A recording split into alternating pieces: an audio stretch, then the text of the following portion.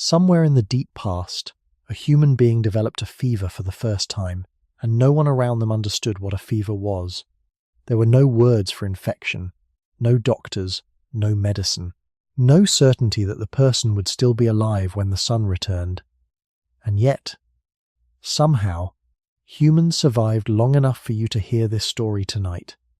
What is unsettling is not that early humans got sick. Every animal does. What is unsettling is that weak, injured, feverish humans often survived in a world that should have killed them quickly. Broken bones healed. Elders with missing teeth stayed alive for years. Some people lived through injuries severe enough that they could not have hunted or walked alone. This means something difficult to explain quietly happened long before hospitals or civilization. At some point, human beings began keeping the sick alive, even when there was no practical reason to do so. But why would exhausted hunter-gatherers share precious food, warmth, and protection with someone who could no longer help the group survive? And when did sickness stop being only a personal burden and become something carried together by other people? The first sign of sickness in the ancient world was probably not dramatic. No music, no sudden collapse, no clear understanding that something dangerous had begun inside the body. An early human might simply wake up more tired than usual, their arms heavier, their breathing slower.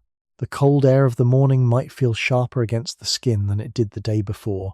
In a small hunting group, where every person depended on movement, awareness, and endurance, even a small change in the body could quietly alter the entire rhythm of a day. Long before humans understood bacteria or viruses, the human nervous system already knew something was wrong. Fever, pain, nausea, weakness, and exhaustion are not inventions of modern illness. They are ancient biological responses that existed tens of thousands of years before language became complex enough to describe them clearly.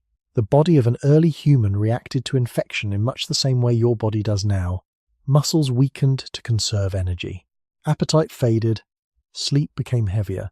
The immune system redirected resources inward, away from strength and toward survival. What felt like suffering was often the body attempting to protect itself.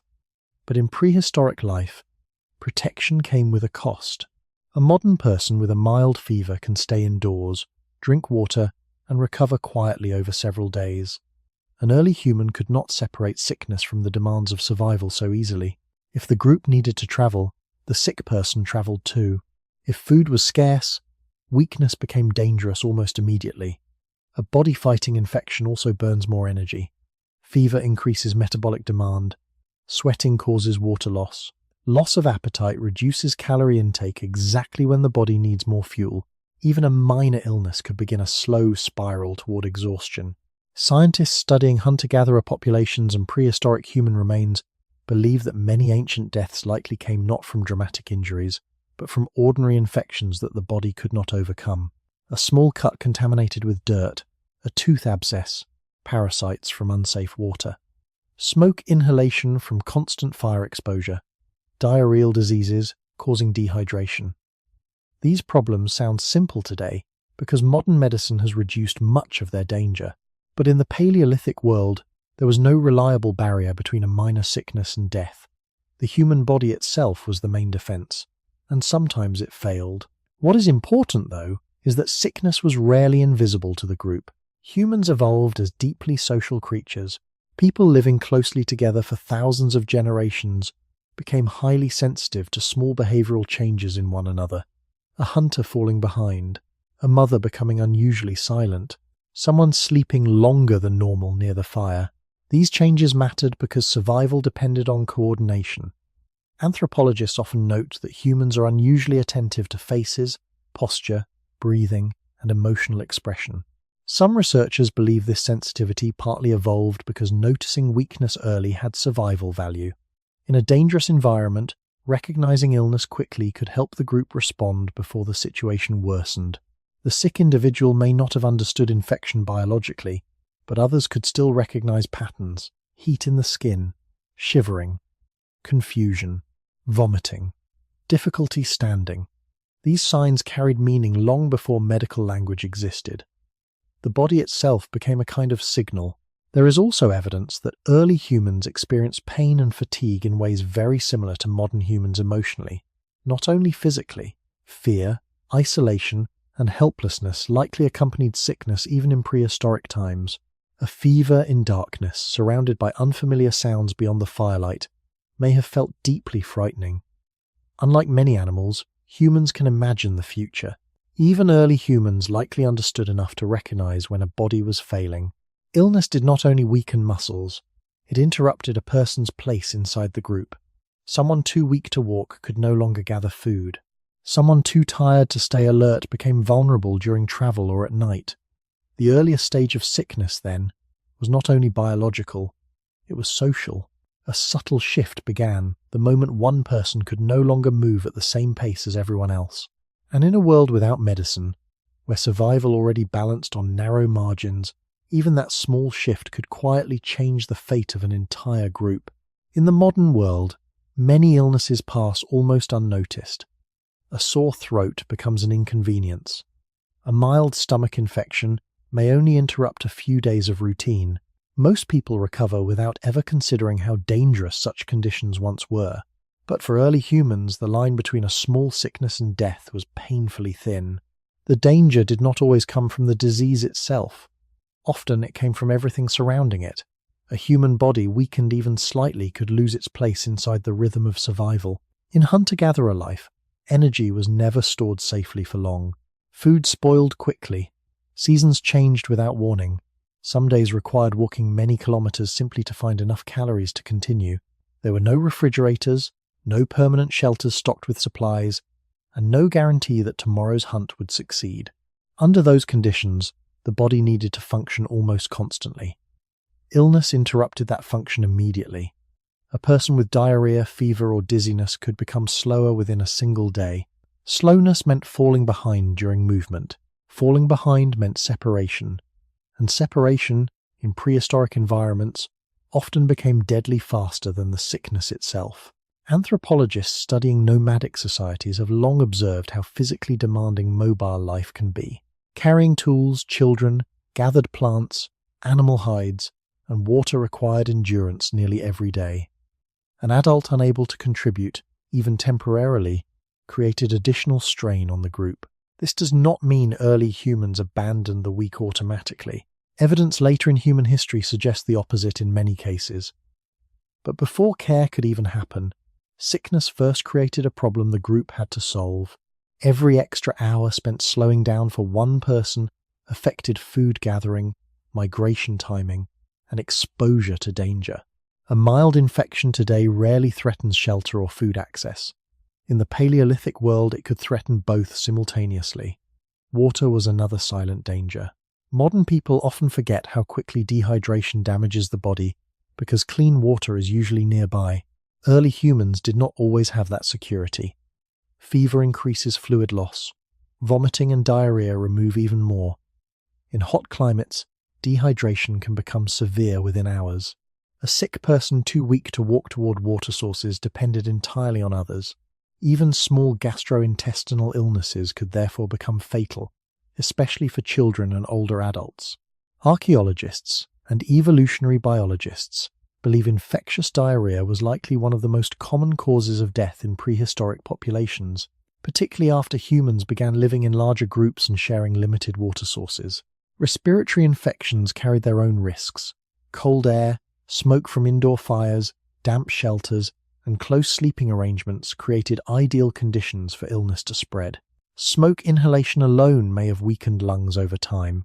Researchers examining ancient remains have found evidence suggesting chronic respiratory stress in some prehistoric populations, especially those frequently exposed to enclosed fire smoke. A cough that lasts a few uncomfortable days today might once have slowly developed into pneumonia without any treatment available. The frightening part is how ordinary these dangers were. Early humans did not need wars, predators, or natural disasters to face death regularly. Sometimes a cracked tooth was enough. Dental infections are especially important in understanding prehistoric sickness because they reveal how vulnerable the human body was before medicine. A small cavity could expose inner tissue to bacteria. Infection could spread into the jaw, creating swelling, fever, and difficulty eating. Without antibiotics or surgical treatment, the body either controlled the infection naturally or slowly lost the fight. Archaeologists have discovered ancient skulls showing severe dental abscesses, bone erosion, and signs of long-term pain. These findings remind us that even chewing food could become impossible for a sick individual, and inability to eat in a calorie-scarce world was extremely dangerous. What makes this even more unsettling is that early humans probably understood very little about why sickness appeared. Cause and effect were difficult to observe clearly. One person became ill after drinking from a stream while another did not. Someone survived a wound one season but died from a smaller injury another time. Disease must have felt unpredictable, almost alive in its own way. Yet despite this uncertainty, human groups kept facing the same fragile reality again and again. The body could weaken suddenly, and once weakness began, survival became far more complicated than simply waiting to feel better. Illness transformed ordinary needs into impossible tasks. Walking became exhausting, eating became painful. Staying warm required energy the body no longer had. Even sleep could become dangerous if fever or cold continued through the night. In this way, a mild sickness was never truly mild in prehistoric life. It was a test of whether the body and the people surrounding it could endure long enough for recovery to happen at all. Long before humans understood medicine, they understood changes in behavior. A healthy person moved with the group, responded quickly to sound, carried objects without hesitation, and followed the shared rhythm of daily survival. When sickness appeared, that rhythm began to change in quiet but noticeable ways. Someone walked more slowly. Someone stopped speaking as much near the evening fire. A hunter who usually scanned the horizon carefully now stared downward while moving. These were small signals, but in prehistoric life, small signals mattered. Human beings evolved in close social groups over hundreds of thousands of years. Most early humans probably lived in bands small enough that every individual was familiar to everyone else. People slept near one another, traveled together, shared food, and depended on cooperation constantly. Under those conditions, unusual behavior rarely went unnoticed for long. Modern neuroscience shows that humans are extremely sensitive to facial expression, posture, tone of voice, and movement. Even infants respond to subtle emotional changes in caregivers. This sensitivity likely has deep evolutionary roots. Detecting weakness, pain, fear, or illness in others may have helped groups survive dangerous environments. A sick person was not only an individual problem. Their condition affected movement speed, protection, hunting efficiency, childcare, and group decision-making. In this sense, sickness became visible socially before it became understood scientifically. One of the earliest signs others may have noticed was withdrawal. Many animals, including humans, instinctively reduce activity when ill. Biologists sometimes call this sickness behavior. During infection, the immune system releases chemicals that influence the brain, increasing fatigue and reducing motivation. The body encourages rest to conserve energy for recovery. An early human with fever may therefore have become quieter, slower, less interested in food, and more detached from normal group interaction. Today, we recognize these reactions as biological responses, but prehistoric people would only have seen the outward transformation. Someone who laughed less, someone who no longer joined conversations, someone staring into the fire while others prepared tools or food. These changes may have carried emotional weight long before humans had words for depression, infection, or exhaustion. There is reason to believe that early humans could recognize severe illness with surprising accuracy. Studies of modern hunter-gatherer societies show that people often identify health problems quickly through observation alone. Swelling, pale skin, sweating, shivering, rapid breathing, and confusion are visible signs. Even without medical knowledge, the human brain naturally searches for patterns. Over generations, prehistoric groups likely learned that certain combinations of symptoms often led either to recovery or death. A person unable to eat for several days, a wound developing a foul smell, persistent coughing through cold nights. These patterns would have become familiar, even if their causes remained mysterious. Children probably notice sickness differently from adults. Young children tend to respond strongly to changes in caregiver behavior. A sick mother moving more slowly or speaking less could alter the emotional atmosphere of the group immediately. Anthropologists studying small-scale societies often observe how emotionally interconnected daily survival can be. fear spreads quietly when an important member becomes weak.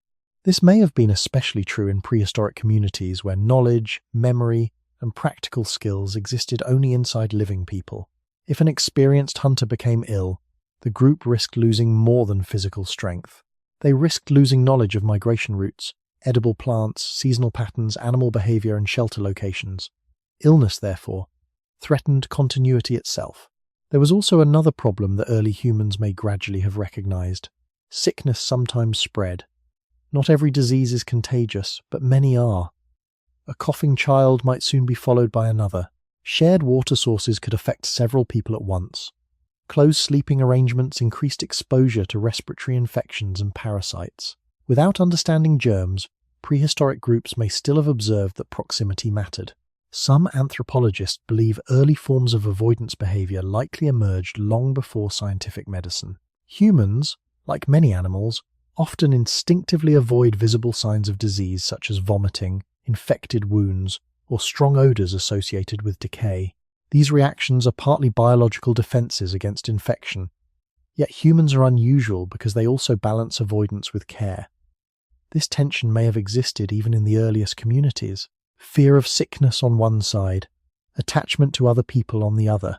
A weak person could create anxiety for the group, but abandoning them entirely may also have carried emotional and social costs. As night settled around prehistoric camps, sickness likely became most visible in silence. Someone breathing heavily while others slept. Someone shivering beside the fire even in warmer weather. Someone unable to rise quickly the next morning when the group prepared to move again. Long before hospitals, humans were already watching each other carefully for these signs, and without fully understanding why, they were beginning to learn one of the oldest lessons in human history.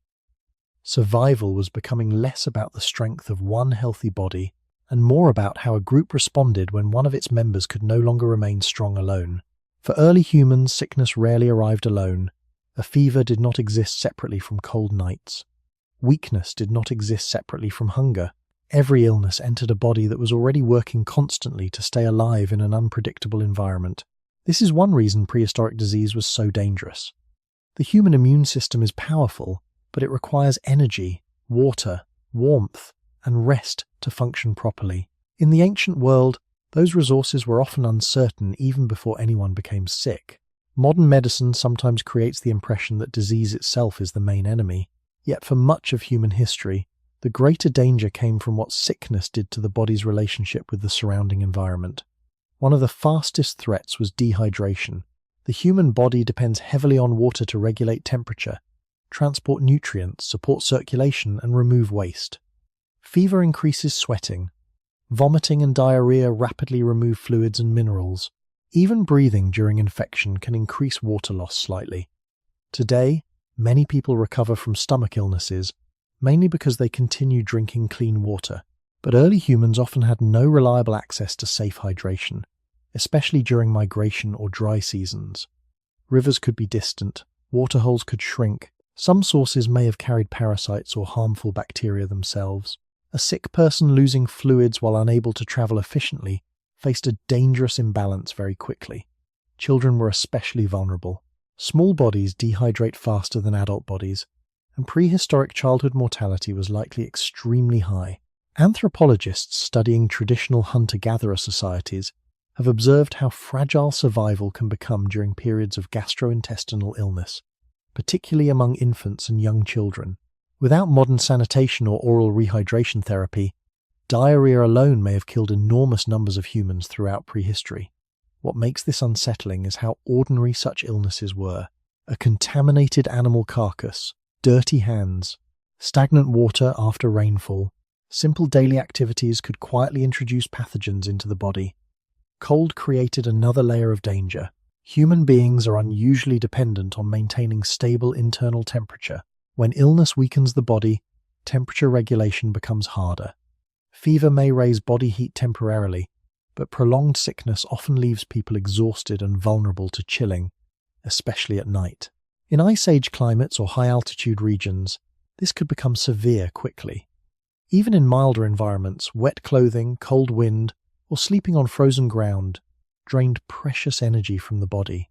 Researchers believe control of fire dramatically improved human survival, partly because warmth protects sick and weakened individuals from hypothermia.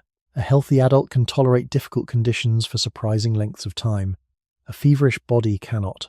Illness narrows the margin between discomfort and collapse. Nighttime may have been especially dangerous. Temperatures often dropped sharply after sunset, and early humans likely slept in shelters that provided incomplete protection from wind and moisture. A healthy person could gather wood, adjust coverings, or move closer to warmth. A severely sick individual might not have enough energy to respond effectively. Some researchers studying prehistoric survival suggest that many deaths probably occurred not during dramatic daytime events, but slowly during long nights when the body could no longer maintain heat, hydration, or energy reserves. Hunger complicated everything further. Fighting infection requires calories. The immune response increases metabolic activity, meaning the body consumes more energy while sick. Appetite, however, often decreases during illness. This creates a dangerous contradiction. The body needs fuel precisely when eating becomes difficult. In prehistoric life, food acquisition already demanded enormous physical effort. Hunting required endurance and coordination. Gathering edible plants required movement, memory, and environmental knowledge. If sickness reduced strength, the ability to obtain calories dropped at the exact moment the body needed them most. A single missed hunting opportunity may not sound catastrophic today, but repeated days without adequate nutrition weakened the immune system further, slowed healing, and reduced muscle function. Archaeological evidence suggests many prehistoric populations lived close to nutritional limits during difficult seasons. Winters, droughts, migrations of prey animals, or failed gathering periods could reduce food availability sharply. Under these conditions, illness became more than a biological event. It became an energy crisis inside the body. Every shiver consumed calories. Every fever burned reserves. Every hour without food increased weakness. The body was not fighting disease alone. It was simultaneously fighting starvation, cold, exhaustion, and dehydration. This combination helps explain why even relatively minor infections sometimes became fatal long before modern medicine existed. The danger was cumulative. A cough reduced sleep. Poor sleep weakened recovery. Weakness reduced hunting success. Reduced food slowed healing. Slower healing prolonged exposure to cold and fatigue. Small problems connected together until the body could no longer recover its balance.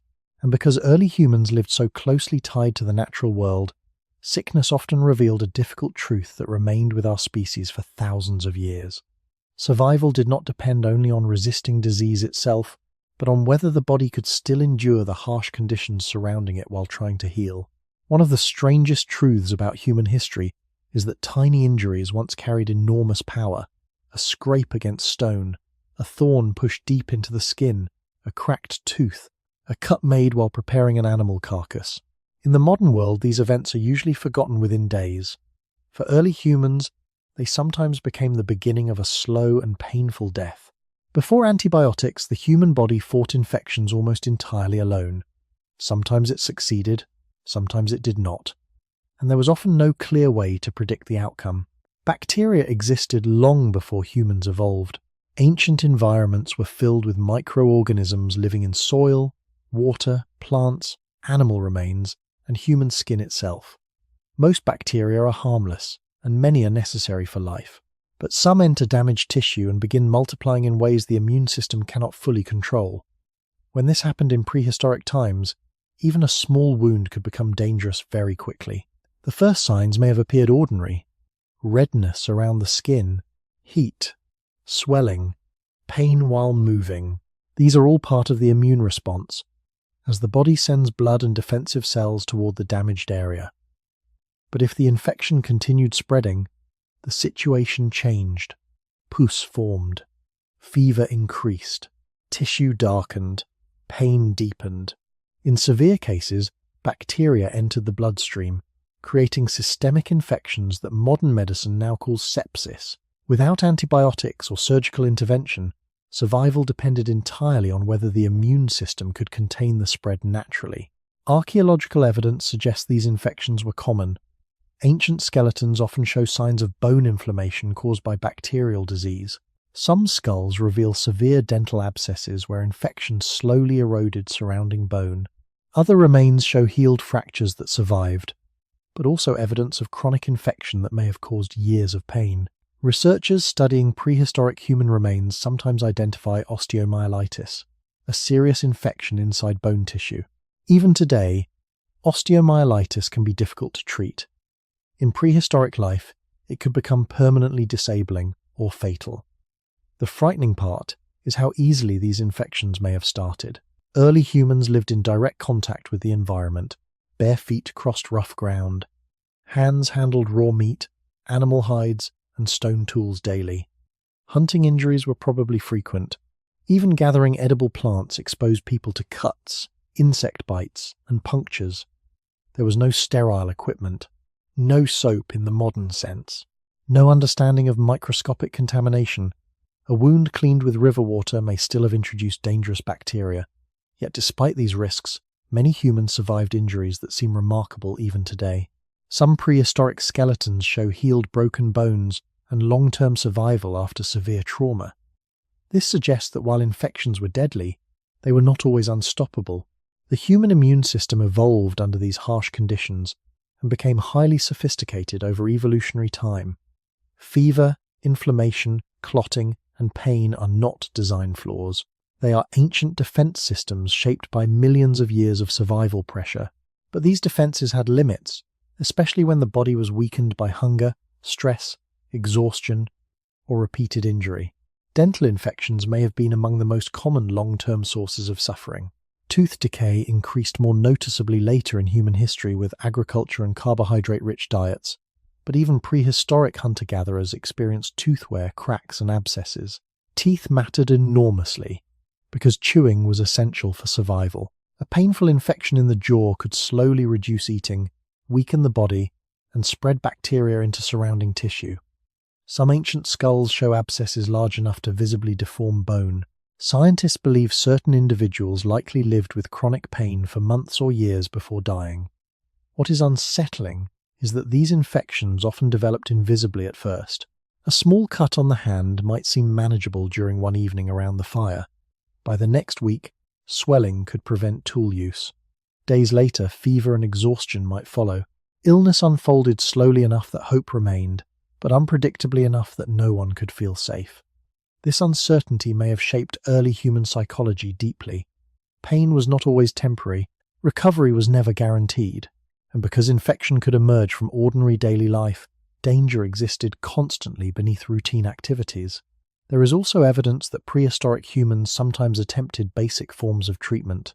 Archaeologists have found signs of primitive wound care, tooth manipulation, and the use of certain plants with possible medicinal properties in later prehistoric societies. But these methods had limited reliability.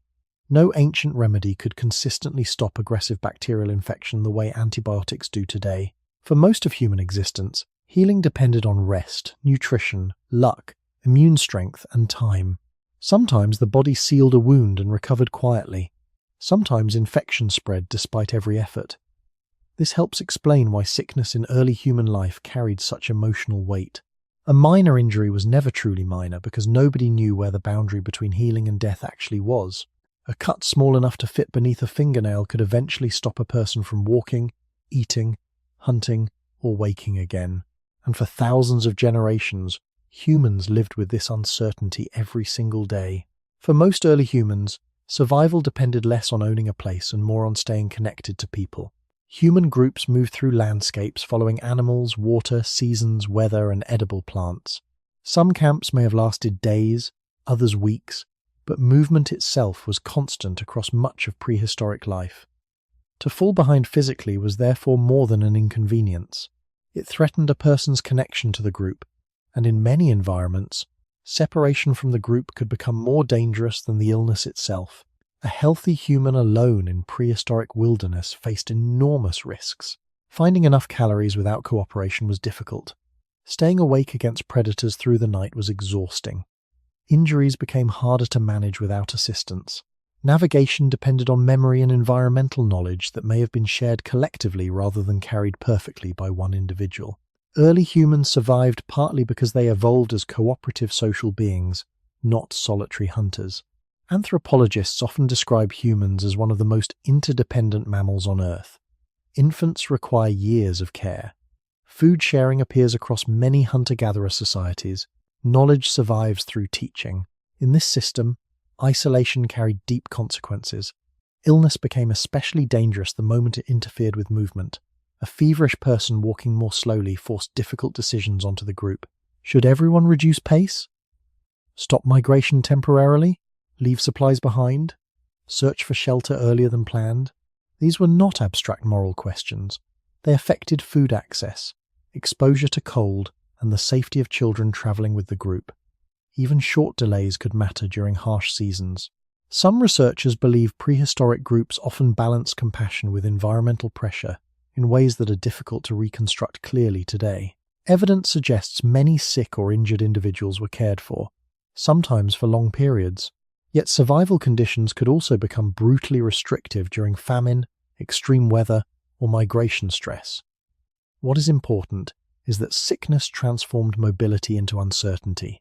A person unable to continue walking created a problem with no easy solution.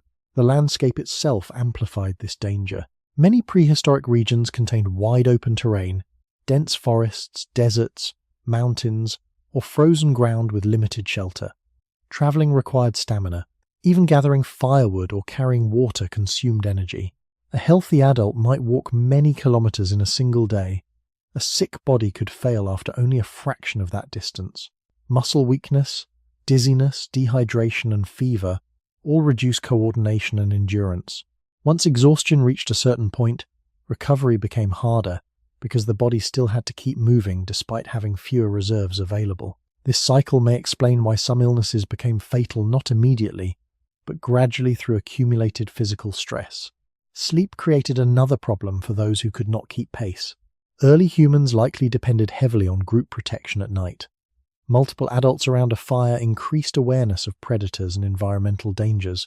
A person isolated from the group faced darkness differently. Anthropologists studying small-scale societies often observe how nighttime vulnerability shapes social behavior. Humans sleep deeply compared to some animals. Alone, this becomes risky. A sick individual separated even temporarily from the group may have experienced intense fear, especially in unfamiliar terrain. Fire, conversation, shared warmth, and collective vigilance were forms of protection no weakened person could easily replace alone. Archaeological discoveries suggest some prehistoric individuals survived conditions that would have made independent movement extremely difficult. Certain skeletons show healed fractures of legs, hips, or spine damage severe enough that normal hunting activity would likely have been impossible during recovery. This implies some groups slowed down, adapted routines, or shared resources to keep vulnerable individuals alive. These findings are important because they challenge the older assumption that prehistoric life was entirely unforgiving toward weakness. At the same time, such care probably carried real costs. Every extra burden required labor from others already surviving near environmental limits. Sickness, therefore, exposed one of the deepest tensions in early human life, the conflict between mobility and attachment. Human groups needed movement to survive, but they also formed emotional bonds strong enough to resist abandoning vulnerable members easily. This tension may have shaped the evolution of cooperation itself. A group that protected weakened individuals preserved not only lives, but memory, experience, childcare, and social stability. An elder too sick to travel quickly may still remember migration routes. A recovering hunter might later return to full strength. A mother weakened by illness still mattered to her children's survival. Humans were beginning to live in ways where the value of a person could not always be measured by immediate physical output alone. Still, the fear remained real. To wake up unable to walk properly in the prehistoric world was to feel danger approaching from every direction at once. Hunger would continue. Weather would continue. The group would eventually need to move again. Illness did not pause the outside world. Rivers still dried. Herds still migrated. Winter still arrived. And somewhere in the mind of an early human lying weak beside a fading fire may have existed one terrifying understanding that our species carried for thousands of years. If the group disappears over the horizon without you, the world becomes almost impossibly large. For a long time, many people imagined prehistoric life as brutally simple. The strong survived, the weak disappeared quickly. In such a world, sickness or injury would seem almost impossible to endure for long. But buried in caves, ancient graves, and layers of sediment, archaeologists began discovering something unexpected. Some early humans survived injuries so severe that they should not have lived through them alone. Their bones healed slowly over months or even years. Fractures fused back together. Damaged joints showed signs of long-term survival after trauma. These skeletons quietly changed how scientists understood the emotional and social lives of ancient humans. Bones carry memory differently from written history. A healed fracture leaves visible traces long after flesh disappears. When archaeologists examine prehistoric remains, they can often distinguish between injuries that occurred near death and injuries that healed while the person was still alive. This distinction matters enormously. A broken leg that fused successfully means the injured person survived long enough for the body to repair itself. In humans, serious fractures may require weeks or months of limited movement. During that time, someone usually needs food, water, protection, and shelter. In the prehistoric world, those needs could rarely be met alone. One famous example comes from the remains of ancient humans and Neanderthals showing extensive healed injuries. Some individuals had damaged limbs, crushed bones, or severe arthritis, yet continued living for years afterward. Researchers studying these skeletons often note that certain injuries would have drastically reduced hunting ability or mobility during recovery. A person with a badly broken leg could not easily keep pace with a moving group. Someone with arm injuries may have struggled to carry tools or prepare food, yet the bones show healing nonetheless. This strongly suggests periods of care from others nearby. One of the most discussed discoveries is the skeleton known as Shanidar 1, a Neanderthal individual found in a cave in present-day Iraq. The remains showed multiple serious injuries, including damage to the arm, leg, and possible vision impairment. Scientists believe this individual lived for years despite disabilities that would have made independent survival extremely difficult. The body itself became evidence that others likely shared food, protection, or assistance. Shanidar 1 does not prove prehistoric compassion in a modern emotional sense, but it does demonstrate prolonged survival beyond what one injured individual probably could have managed alone. Similar evidence appears in other ancient remains across different regions and time periods. Some skeletons reveal healed skull fractures from violent impacts. Others show degenerative disease or spinal injuries, combined with signs of long-term survival. Archaeologists must be cautious when interpreting these findings, because bones cannot describe emotions directly. A healed injury does not automatically reveal kindness, affection, or moral values, but it does reveal behavior. Someone survived long enough for healing to happen. In environments where daily life demanded constant physical effort, that survival often implies some form of support from others. The human body itself also plays an important role in this story. Bone is living tissue. When fractured, it begins repairing immediately through inflammation, clotting, and gradual rebuilding. This process requires nutrition, rest, and time. Severe injuries are painful and exhausting. Modern medicine can reduce suffering dramatically through surgery, pain relief, and physical stabilization. Early humans had none of these advantages. A broken bone would have caused intense pain with every movement. Sleeping, walking, and even sitting comfortably may have become difficult. Yet the archaeological record shows again and again that recovery sometimes happened anyway. This changes the image of prehistoric sickness and injury from one of instant death into something more complicated. Some individuals did die quickly from trauma. Others survived surprisingly long periods of weakness. What mattered may not always have been physical strength alone, but whether the surrounding group adapted temporarily to protect the injured person during recovery. Anthropologists studying modern hunter-gatherer societies often observe flexible cooperation around illness and injury. Food sharing, slower travel, childcare redistribution, and collective problem-solving can all help vulnerable individuals survive difficult periods. Researchers believe some of these behaviors may have very ancient evolutionary roots. Caring for an injured member could preserve valuable knowledge, strengthen social bonds, or increase long-term group stability. A person temporarily weak today might become useful again later. Humans differ from many species partly because survival strategies extend beyond immediate physical output. There is another quiet detail hidden inside these ancient bones. Healing itself takes patience. Weeks pass slowly for an injured body, months even more so. This means that somewhere in the prehistoric world, people were likely carrying water to those who could not walk easily. Someone was helping maintain fires through cold nights. Someone slowed the pace of movement enough for recovery to continue.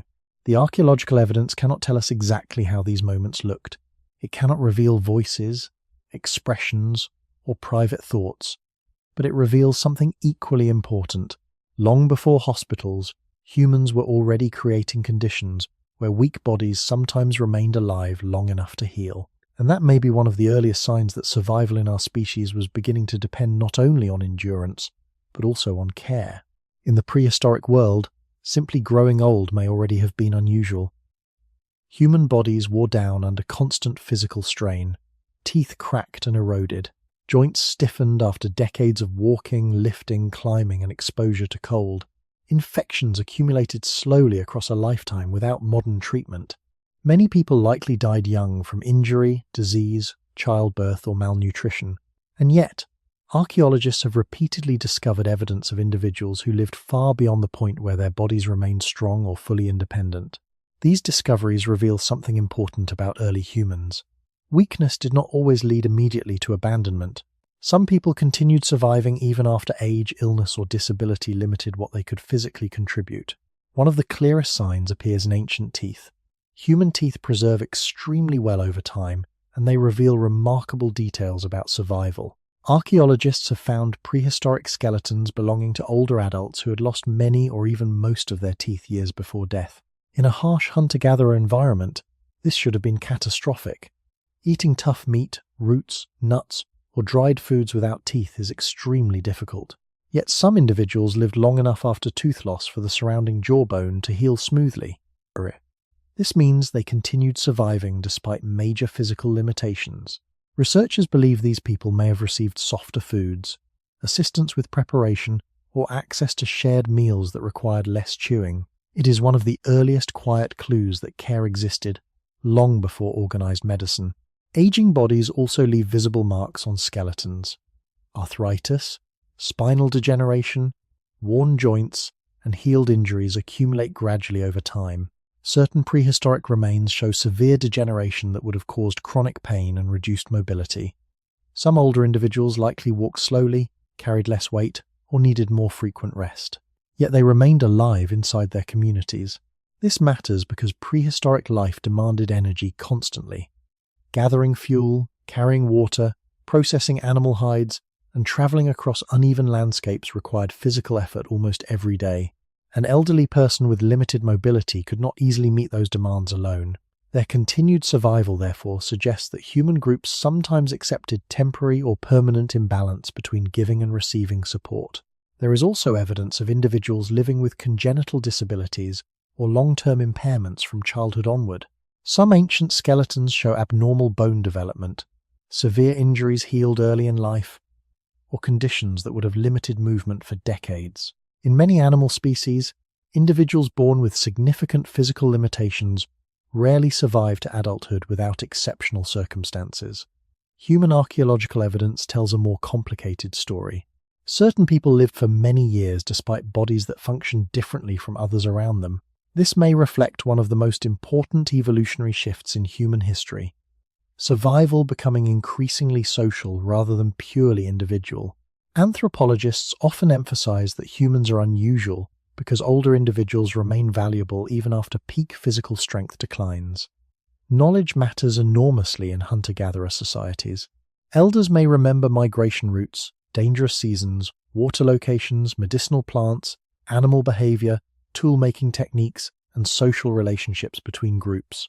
Unlike physical power, this information grows over time. Some evolutionary researchers even propose that long human lifespans evolved partly because older adults improved group survival through teaching and memory. In this sense, an elderly or weakened individual could still contribute meaningfully without hunting large animals or traveling at full speed. Sickness and disability, therefore, did not always erase a person's importance, but survival was likely still fragile. Pain management was limited. A simple infection could become fatal at any age. Mobility problems increased vulnerability during migration or harsh weather. Even older individuals who received care probably lived with constant uncertainty. The archaeological record preserves survival, but not comfort. A healed joint does not tell us how many nights were spent awake from pain. Missing teeth do not reveal hunger. Bones show endurance, not ease. This is important because it prevents romanticizing prehistoric care. Early humans may have supported one another, but they still lived inside difficult biological realities. What makes these discoveries meaningful is not that ancient life was gentle. It was often extremely hard. The remarkable part is that people sometimes continued protecting vulnerable individuals anyway. Researchers studying cooperative behavior in human evolution often point out that care itself may have strengthened groups over time. A child raised by grandparents gains more protection and knowledge. An injured hunter who recovers can contribute again later. A disabled individual may still help through tool-making, social bonding, childcare, or memory. Human survival gradually became tied not only to strength, but to long-term relationships. This may explain why archaeological evidence of elderly and disabled individuals feels emotionally powerful even today. Their bones quietly contradict the idea that prehistoric life was ruled entirely by ruthless efficiency. Somewhere in ancient camps illuminated by firelight, slower bodies continued moving beside stronger ones. People with pain continued waking beside healthy companions. Individuals who could no longer survive alone still remained part of the group.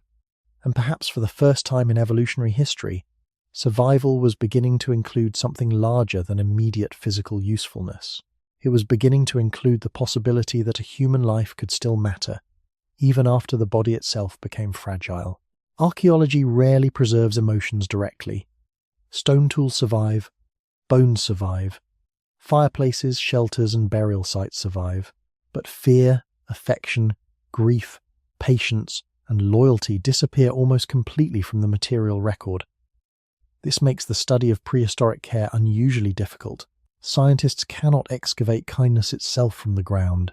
Instead, they search for traces left behind by behavior. A healed injury, an elderly person surviving severe disability, a burial arranged with unusual attention, piece by piece. These fragments suggest that long before written history, human beings were already responding to sickness and weakness in ways that went beyond simple instinct. One of the strongest clues comes from survival time.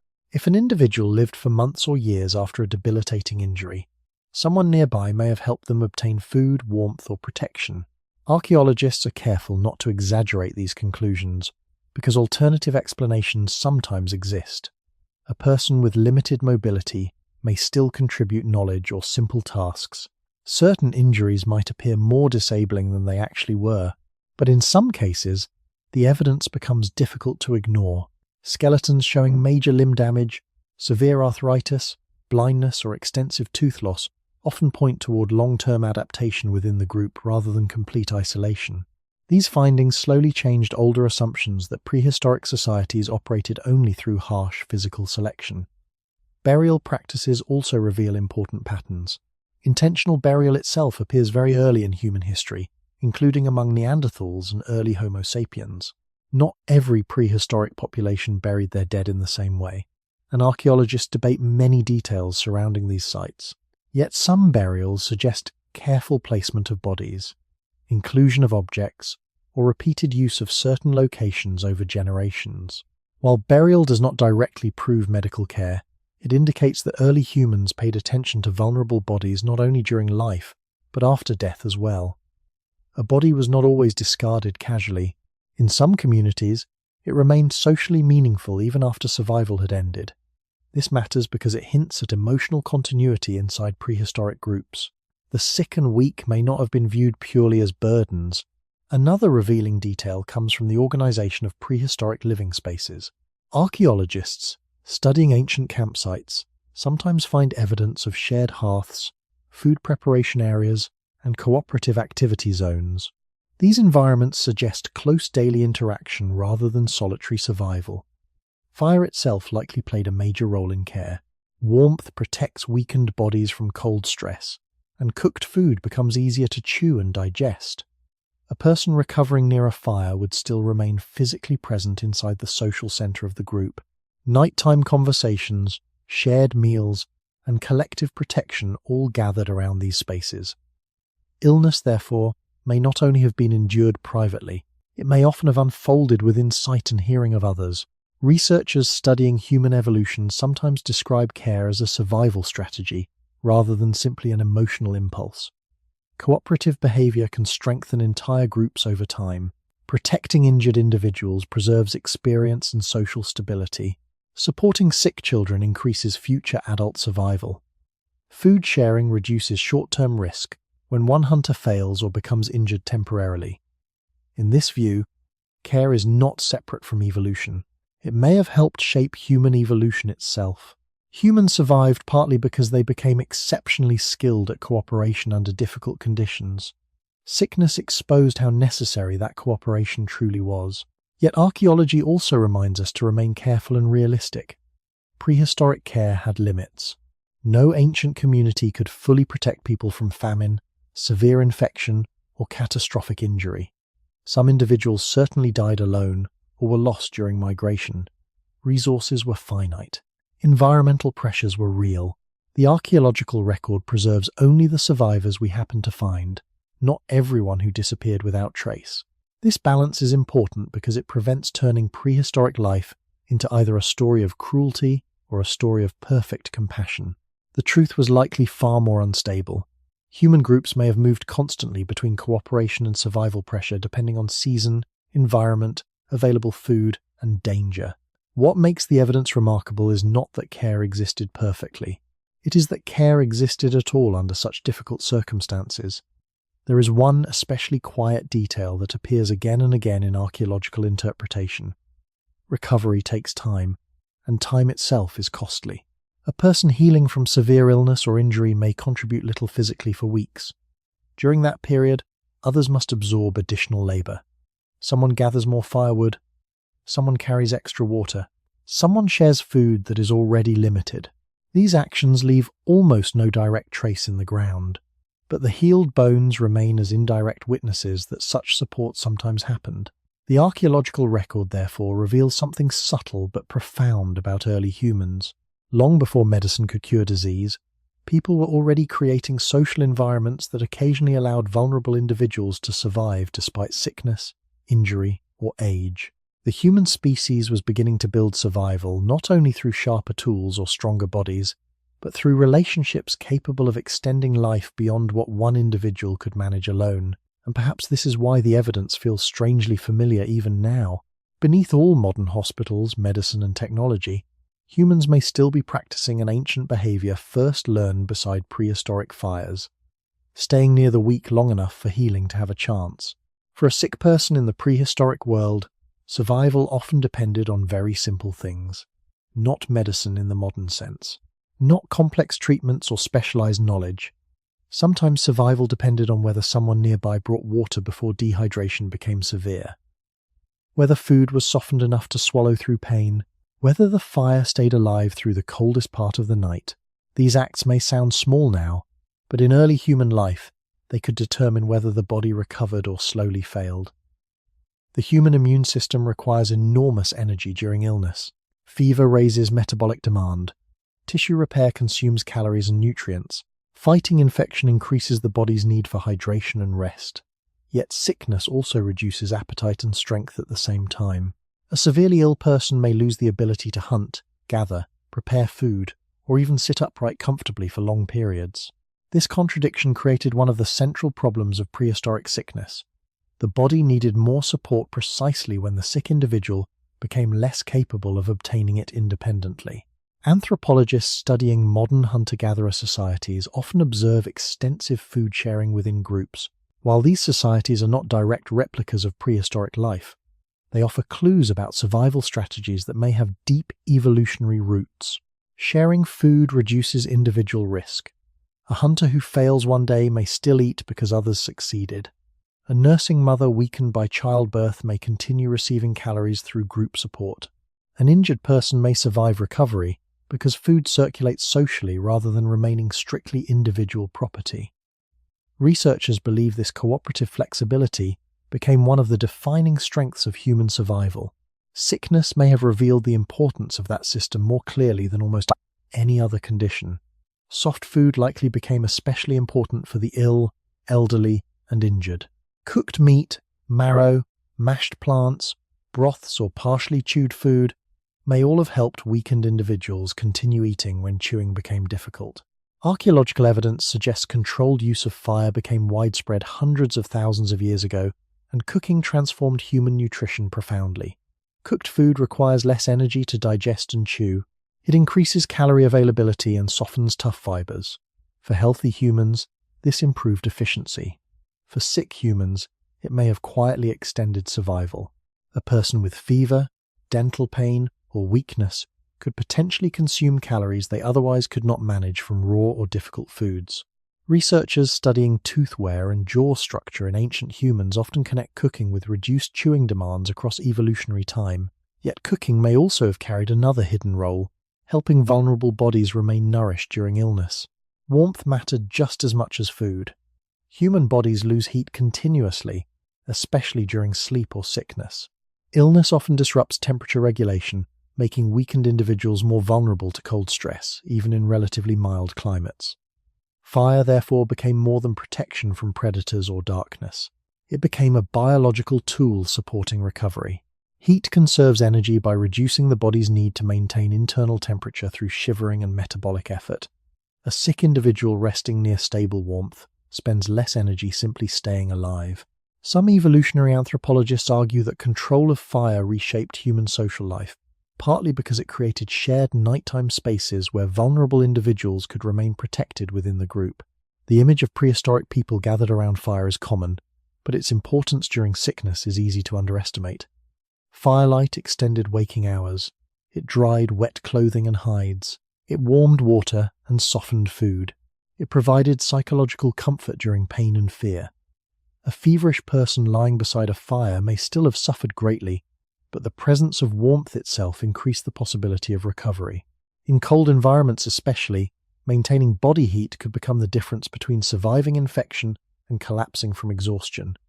Sleep also changed around the fire. Early humans probably slept in groups for protection and warmth. Shared sleeping arrangements reduce heat loss, especially in colder climates. Researchers studying human evolution sometimes note that cooperative sleeping patterns may have improved survival for children, elderly individuals, and the sick long before formal shelters existed. A weakened body alone in darkness loses warmth quickly. A body surrounded by others near controlled fire retains more of its fragile energy reserves. What is striking is how ordinary these forms of care likely appeared. No one needed scientific understanding of immunity to notice that warmth helped shivering people or that soft food aided those who struggled to chew. Early humans learned through observation. A person who rested near fire survived more often than one exposed to cold rain. Someone given water during fever sometimes recovered. Over generations, these practical observations may have slowly become shared habits inside human groups. Care emerged not necessarily through abstract compassion alone, but through repeated experience with vulnerable bodies and uncertain survival. Yet none of this guaranteed recovery. Food could still run short. Fires could fail during storms. Severe infections could overwhelm the body despite support. Prehistoric care had no certainty attached to it. People likely watched many loved ones weaken despite every effort to help them. Still, the archaeological and anthropological evidence suggests something important continued happening across thousands of years of human existence. Again and again, people kept feeding the weak. They kept carrying water.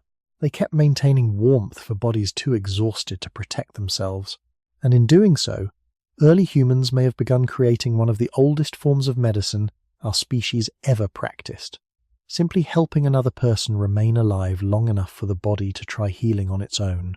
Long before humans built hospitals, the safest place for a sick body may simply have been close to a fire. In prehistoric life, warmth was never a background comfort taken for granted. It was a constant biological necessity. The human body loses heat every moment through skin, breath, sweat, and contact with cold surfaces. When healthy, people can compensate through movement, shivering, shelter building, and gathering fuel, but sickness changes this balance. Fever, exhaustion, dehydration, and infection reduce the body's ability to regulate itself efficiently. A person weakened by illness becomes more vulnerable not only to disease, but to the surrounding environment itself. Fire helped create a small protected space where survival became slightly more possible. Scientists believe regular control of fire began at least hundreds of thousands of years ago, though the exact timeline remains debated. What is clear is that fire transformed human life profoundly. It extended activity into darkness, softened food, discouraged predators, and allowed humans to survive in colder climates. Yet one of its quietest roles may have been protecting weak bodies during periods of illness and recovery. A person with fever experiences temperature differently from a healthy person. During some stages of fever, the body intentionally raises internal temperature as part of the immune response. This often creates intense chills even when external conditions are not cold. Muscles shiver to generate additional heat. Skin may feel cold while core temperature rises. Later, sweating can rapidly cool the body again, increasing risk of dehydration and chilling. In the prehistoric world, these fluctuations could become physically exhausting. A controlled fire provided a more stable environment for bodies already struggling to maintain balance. Anthropologists studying traditional societies frequently observe how fires become social and physical centers of communal life. People gather near warmth not only for cooking, but for safety, communication, and rest. A sick individual resting close to the fire remained physically inside the protective center of the group. This mattered psychologically as well as biologically. Illness often creates confusion, fear, and vulnerability. In darkness, those feelings intensify. Firelight reduced uncertainty. Familiar voices nearby, visible movement, and steady warmth may all have helped calm distressed individuals long before humans understood the biology of stress or recovery. Shelter worked together with fire to create protection from environmental exposure. Early human shelters varied enormously across climates and time periods. Some groups used caves temporarily, others built simple windbreaks from branches, hides, bone, or stone. Many shelters were probably lightweight and temporary because mobile life required flexibility. Even imperfect shelter, however, could reduce wind exposure, conserve warmth, and keep sleeping areas drier. For a healthy body, discomfort might remain manageable. For a feverish or injured body, reduced exposure could determine survival. Rain, cold ground, damp air, and strong wind all increase heat loss. A sick person forced to sleep without protection might spend enormous energy simply maintaining body temperature through the night. Researchers studying hypothermia note that exhaustion and illness dramatically reduce the body's ability to resist cold stress. This danger existed constantly in prehistoric environments. There is also evidence that humans gradually adapted their living spaces around the needs of social groups, including vulnerable individuals. Hearths often appear centrally located in archaeological sites, suggesting people organized sleeping and activity areas around shared warmth. Repeated occupation of caves and shelters may indicate an understanding that stable, protected environments improved survival during harsh weather or seasonal difficulty. A person recovering from sickness likely benefited enormously from remaining in one place temporarily instead of continuous movement through open terrain. Smoke from fires created complicated effects.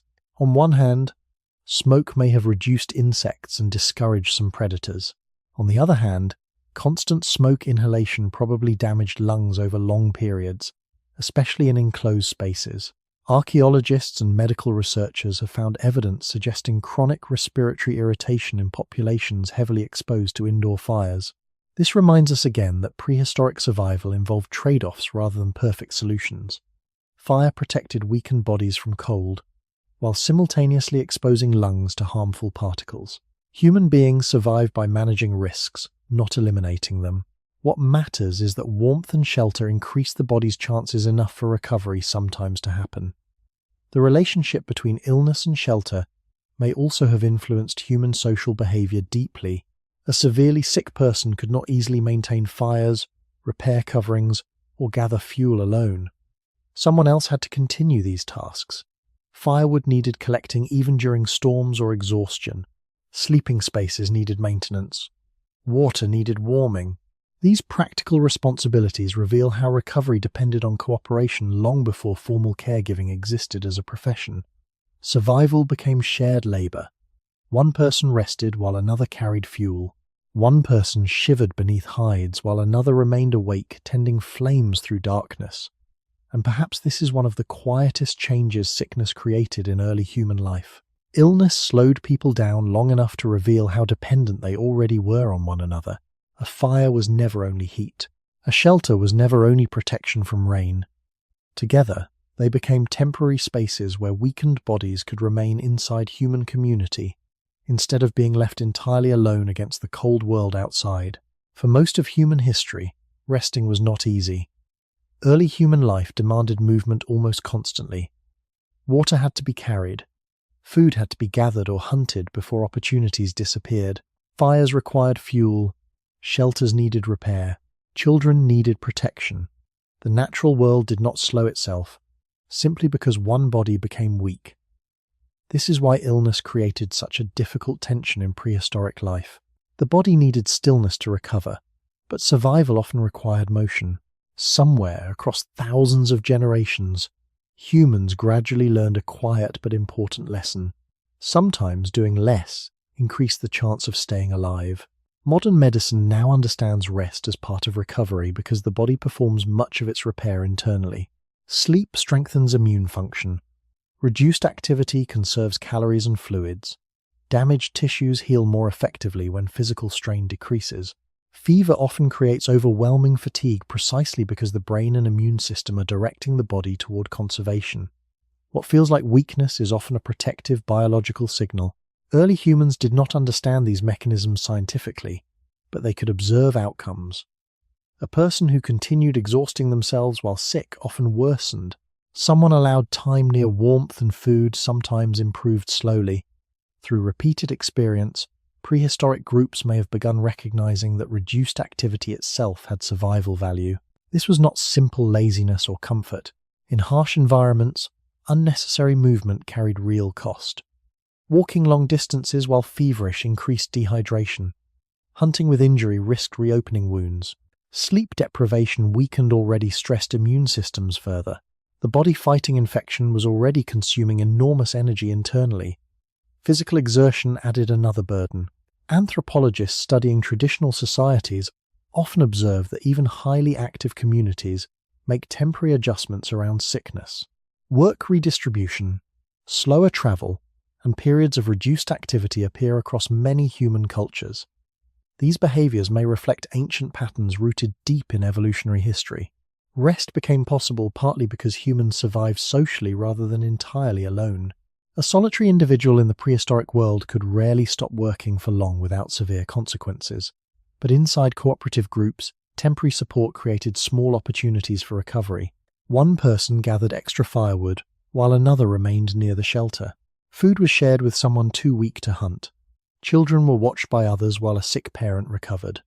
These adjustments may not always have been generous or emotionally motivated in every case. Sometimes they may simply have reflected practical necessity. Still, they allowed weakened bodies moments of reduced strain that otherwise would not have existed. Sleep itself may have changed meaning during illness. Healthy humans sleep in cycles that maintain alertness and awareness of environmental danger. A sick body often demands much heavier sleep. Fever increases fatigue. Infection alters brain chemistry and energy regulation. Early humans likely noticed that severely ill individuals slept longer, spoke less, and withdrew from normal activity. Allowing someone to remain asleep rather than forcing constant participation may have become one of the earliest forms of practical caregiving. In dangerous environments, uninterrupted rest was not guaranteed. Noise, weather, predators, insects, and nighttime cold constantly threatened sleep quality. Shared protection from the group made recovery more possible. Researchers studying human evolution sometimes argue that social sleep arrangements helped vulnerable individuals survive periods of illness and injury. A resting person surrounded by others remained less exposed to external threats than someone isolated alone. There is also evidence that the human body evolved, expecting periodic support during weakness. Humans recover more slowly than many animals from certain injuries because our species invests heavily in long-term brain development, learning, and social dependence. Children require years of care. Elderly individuals remain socially important long after physical decline begins. This extended dependence may have shaped human behavior toward temporary vulnerability as well. Illness was not always viewed simply as failure. Sometimes it became a condition the group endured collectively until recovery or death clarified the outcome. Yet rest carried risks too. A person lying inactive for too long consumed food without contributing immediate labor. During famine or migration pressure, extended recovery may have become difficult for groups already near survival limits. Prehistoric rest was therefore fragile and conditional. It depended on available resources, environmental stability, and the willingness or ability of others to absorb additional work. Not everyone survived long enough for rest to help. Some bodies weakened faster than recovery could begin. But the archaeological evidence suggests enough people did survive that patterns of supportive behavior continued repeating across generations. There is something deeply human hidden inside this slow recognition of rest. Early humans were learning that survival did not always mean constant action. Sometimes survival meant staying still beside a fire, while others continued the work temporarily. Sometimes healing required withdrawing from movement rather than pushing through pain. This may sound obvious now, but in a world shaped by hunger, danger, and migration, allowing weakness to pause ordinary life even briefly was a significant adaptation. Long before medical theories existed, humans were beginning to create protected spaces where the body could redirect its energy away from survival tasks and toward healing itself. And perhaps this was one of the earliest moments where human communities became more than groups moving together through landscapes. They became places where exhaustion, sickness, and recovery could unfold with at least a small chance of patience. Pain was one of the oldest realities early humans ever faced. Long before language became complex, before farming, before cities or written memory, the human nervous system was already warning the body about danger through pain. A twisted ankle while crossing rough ground, a deep cut from stone tools, a tooth infection that pulsed through the jaw for weeks. Childbirth, burns from fire, fractures from falls or hunting injuries. For prehistoric people, pain was not unusual interruption. It was woven directly into ordinary survival. Yet despite this constant presence, humans continued walking, hunting, caring for children, and recovering from injuries in environments without modern pain relief. The question is not whether ancient people suffered. They certainly did. The deeper question is how they endured suffering long enough to keep living at all. Modern neuroscience shows that pain is more than physical sensation. The brain shapes pain through emotion, expectation, memory, fear, and social context. Two injuries of similar severity can feel very different depending on stress, exhaustion, isolation, or support from others nearby. Early humans did not understand the biology behind these processes, but their bodies and brains responded to them all the same. Fear likely intensified suffering. So did uncertainty. A person with severe infection or injury had no way to know whether recovery was coming or whether the pain would continue until death. This unpredictability may have made chronic pain, especially psychologically, exhausting. Archaeological evidence suggests many prehistoric humans lived with long-term physical discomfort. Skeletons frequently show arthritis, spinal degeneration, healed fractures, dental disease, and repetitive stress injuries.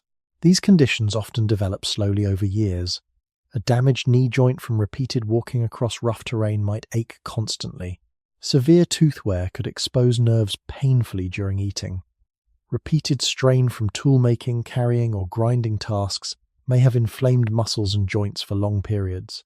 Some individuals likely woke each morning already carrying pain from previous injuries that never fully healed, yet life still continued around them. Researchers studying pain in traditional societies sometimes observe that constant physical hardship changes how discomfort is interpreted socially. This does not mean pain hurts less biologically. Rather, it may become more integrated into daily expectation. Early humans probably understood from childhood that pain was part of existence. Hunting involved risk. Migration created exhaustion. Childbirth was dangerous. Aging bodies stiffened and weakened gradually. There was no cultural expectation that life should remain physically comfortable. This may have shaped emotional responses to suffering in important ways. Pain was feared, but also familiar. The human body itself contains ancient mechanisms for surviving extreme discomfort temporarily. During moments of danger, stress hormones and natural chemicals called endorphins can reduce pain perception. These responses help injured individuals continue moving long enough to escape threats or protect others. Anthropologists and neuroscientists believe such mechanisms evolved because complete collapse during injury would reduce survival chances. A wounded hunter fleeing an animal, for example, may initially feel less pain until safety returns, but these systems are temporary. Once immediate danger passes, exhaustion and pain often return intensely. Early humans likely experienced this cycle repeatedly. There is also evidence that social connection influences pain tolerance. Modern studies show that supportive human presence can reduce perceived suffering and stress responses. Touch, familiar voices, and emotional reassurance affect the nervous system measurably. While prehistoric humans lacked medical understanding, they still lived inside deeply social groups. A person suffering beside familiar companions near a fire may have endured pain differently from someone isolated alone. This does not romanticize prehistoric suffering. It simply recognizes that the human brain responds strongly to social environment during distress. Some researchers even suggest that cooperative caregiving and emotional bonding helped humans survive chronic injury more effectively across evolutionary time. Physical positioning and inactivity likely played important roles as well. A broken limb hurts less when stabilized. Warmth relaxes muscles and reduces shivering stress. Rest lowers strain on damaged tissue. Early humans may have discovered these practical responses through observation long before formal medicine existed. Certain sleeping positions, wrapping methods, or ways of sitting near fires may have spread gradually through repeated experience with injured bodies. Knowledge did not need scientific language to become useful. People only needed to notice what reduced suffering enough to improve survival slightly, yet pain still remained deeply limiting. A person in severe pain sleeps poorly, eats less, moves cautiously, and tires more quickly. Chronic discomfort drains attention and emotional energy over time. In prehistoric life, these effects created additional survival problems. Someone distracted by pain reacts slower to danger. Someone unable to chew loses calories. Someone exhausted from sleepless nights struggles to travel. Pain therefore became more than sensation. It altered a person's relationship to the group and environment continuously. Perhaps this is why archaeological evidence of long-term survival after injury feels so remarkable. It suggests that early humans were not simply enduring pain individually in silence. In many cases, they may have been enduring it within social systems flexible enough to keep weakened people alive, despite suffering that modern medicine would now treat immediately. And somewhere beside ancient fires, long before hospitals or anesthesia, humans were slowly learning one of the hardest realities of survival.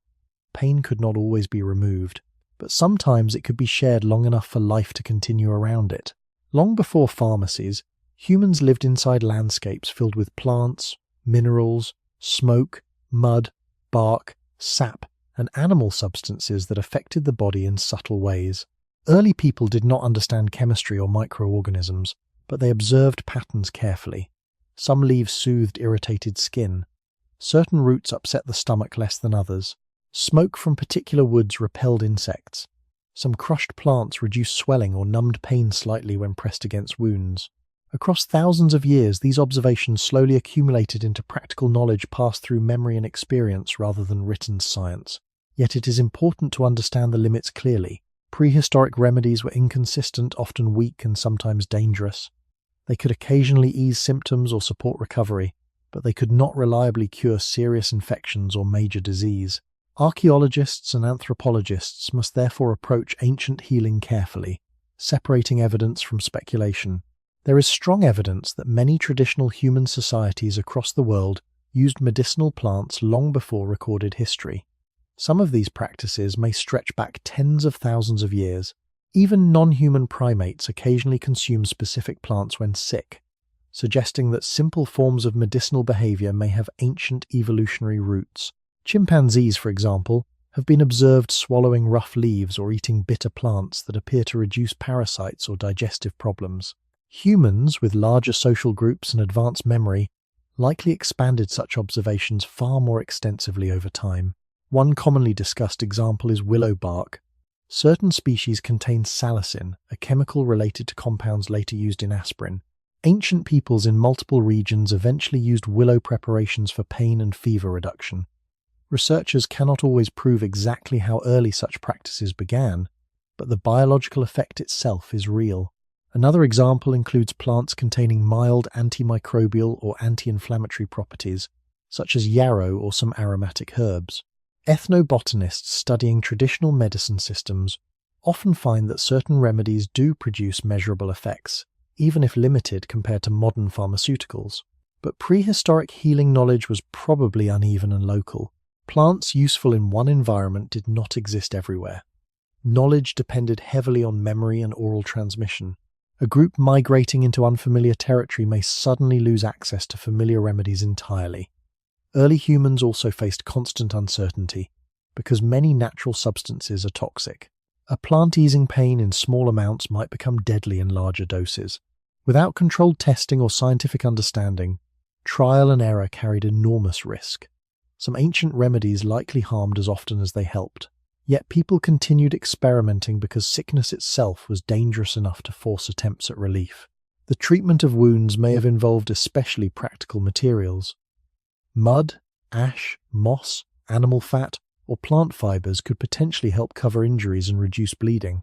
Certain types of honey, used much later in recorded history, possess natural antibacterial properties now recognized scientifically. Researchers have also studied the possible use of tree resins or smoke exposure for preserving materials and perhaps reducing contamination around wounds. Still, evidence for specific prehistoric medical practices remains limited in many cases. Archaeologists must avoid projecting modern assumptions too confidently onto fragmentary remains. What matters most is not whether ancient treatments worked perfectly. They clearly did not, by modern standards. What matters is that humans were already observing the body carefully and attempting interventions rather than simply waiting passively for illness to end. Pain relief may have been one of the earliest motivations behind plant use. A body in severe pain struggles to sleep, eat, and recover. Even slight numbing or calming effects could therefore improve survival indirectly.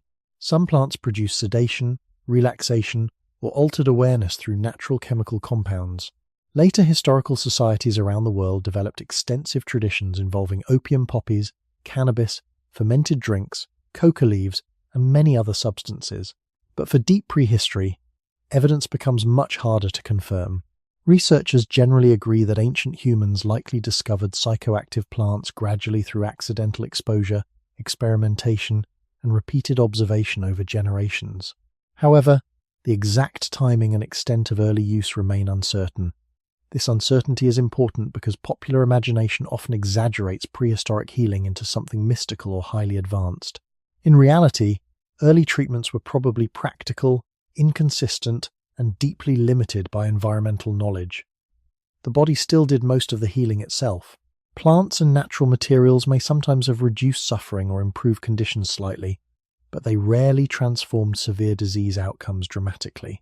A dangerous infection could still overwhelm the body regardless of every remedy available. Yet even imperfect treatments reveal something meaningful about human behavior. They show attention, curiosity, memory, a willingness to learn from repeated experience with pain and sickness. Someone noticed that one plant soothed swelling better than another. Someone remembered which bark reduced fever slightly. Someone taught younger generations what to avoid after watching others become ill. Knowledge accumulated slowly beside campfires, through observation rather than theory. And perhaps this was the beginning of something larger than medicine itself. Humans were starting to believe that suffering was not always completely untouchable. The natural world surrounding them did not only contain danger. Somewhere among roots, leaves, smoke, and bitter-tasting bark, there were also small possibilities of relief, even if uncertain, even if incomplete, even if the body still often lost the fight in the end. For all the knowledge early humans slowly gathered about pain, wounds, plants, warmth, and rest, there remained a boundary they could rarely cross. Bodies sometimes healed, sometimes they did not. A fever could fade after several difficult nights, or it could continue rising until confusion and death arrived quietly beside the fire. A wound might close slowly and leave only a scar, or infection could spread deeper into blood and bone no matter how carefully others tried to help. This uncertainty defined prehistoric healing more than any particular remedy. The greatest limitation of early treatment was simple. Humans could support the body, but they could not control most diseases. Modern people often underestimate how recent effective medicine truly is. Antibiotics are less than a century old. Vaccines, anesthesia, sterile surgery, and advanced understanding of infection all appeared extremely late in human history. For tens of thousands of years, nearly every human who became seriously ill relied mainly on the body's own immune system. If recovery happened, the body accomplished most of it internally. If recovery failed, there was often little anyone could do except remain nearby and wait. This does not mean prehistoric healing was meaningless. Warmth, hydration, nutrition, wound cleaning, and rest genuinely improve survival chances. Even today, supportive care remains essential in medicine, but supportive care has limits when confronting severe bacterial infection, internal injury, organ failure, or highly contagious disease. Early humans lacked tools to stop these conditions once they passed certain thresholds. Archaeological evidence repeatedly shows signs of chronic suffering that no available treatment could fully resolve. Severe tooth abscesses sometimes eroded jawbone for long periods before death. Arthritis deformed joints gradually over decades. Bone infections spread slowly through tissue. Fractures healed unevenly, leaving permanent disability and pain. Some skulls even show evidence of trepanation in later prehistoric periods, where openings were cut into the skull, possibly for ritual, injury treatment, or attempts to relieve pressure. A number of these individuals survived the procedure temporarily, suggesting surprising skill in some cases. But survival itself did not guarantee cure. Many ancient treatments were dangerous precisely because humans lacked reliable understanding of what caused disease. Infection was invisible. Internal organs could not be examined safely. Fever appeared mysterious and unpredictable. A person who recovered after receiving a plant remedy may have survived because the immune system succeeded naturally, while another person receiving the same treatment died. Without controlled scientific methods, separating coincidence from effectiveness was extremely difficult. This likely allowed some ineffective or harmful practices to continue for generations, simply because outcomes were inconsistent enough to remain confusing. Pain relief itself created another limitation. Certain natural substances may reduce suffering temporarily, but numbing pain does not remove underlying disease. An injured person who feels slightly stronger after treatment may even worsen hidden damage by overexertion. Severe infections continue spreading beneath temporary symptom relief. In this sense, prehistoric healing often focused more on endurance than cure. The goal was not necessarily eliminating sickness completely. It was helping the body survive long enough for natural recovery to remain possible. Childbirth reveals these limitations especially clearly. For most of human existence, giving birth was profoundly dangerous. Infection, obstructed labor, hemorrhage, and malnutrition killed enormous numbers of women and infants, long before modern obstetrics existed. No amount of herbal knowledge could consistently solve these complications. Archaeologists and anthropologists believe maternal mortality remained extremely high across prehistoric societies. The same reality applied to many childhood illnesses. Dehydration, respiratory infections, and fever could overwhelm small bodies quickly. Parents and communities may have tried every remedy they knew, yet still watched children die from conditions easily treatable today. This constant exposure to uncontrollable illness likely shaped early human psychology deeply. Death did not always arrive dramatically through predators or violence. Sometimes it unfolded slowly inside familiar shelters among familiar people. There is also evidence that some prehistoric treatments caused additional suffering unintentionally. Certain toxic plants damage organs. Unclean wound coverings may trap bacteria. Smoke-filled shelters protected against cold while harming lungs. Human beings were learning through trial and error in environments where mistakes carried severe consequences. Knowledge advanced slowly because every lesson depended on observation across generations without written records or controlled experiments. Yet despite all these limits, humans continued trying to heal each other. This persistence may be one of the most important details in the entire story. Early people could see how often sickness ended badly. They understood, at least emotionally, that many conditions were beyond control, and still they carried water, cleaned wounds, shared food, maintained fires, and experimented with whatever relief the natural world appeared to offer. The value of prehistoric healing was not certainty. There was almost none. Its value was that it created possibility where otherwise there would have been none at all. A sick person cared for near warmth had a slightly greater chance than someone abandoned in the cold. A wound cleaned carefully might heal instead of rotting. A feverish child given water through the night might survive until morning. Most of these efforts failed often, but not always. And over thousands of years, those small differences mattered enough for human communities to keep repeating them. Perhaps this is the hardest truth about prehistoric medicine. It was not powerful because it cured disease reliably. It was powerful because, in a world where humans controlled almost nothing about illness, people still refused entirely to stop trying. A single sick person already placed strain on an early human group, but when several people became ill at the same time, the situation changed completely. The balance that normally kept a small community alive could begin to weaken all at once. Fewer people could hunt. Fewer people could gather fuel or water. Childcare became harder. Travel slowed. The healthy members suddenly carried more responsibility while also facing the fear that they might become sick next.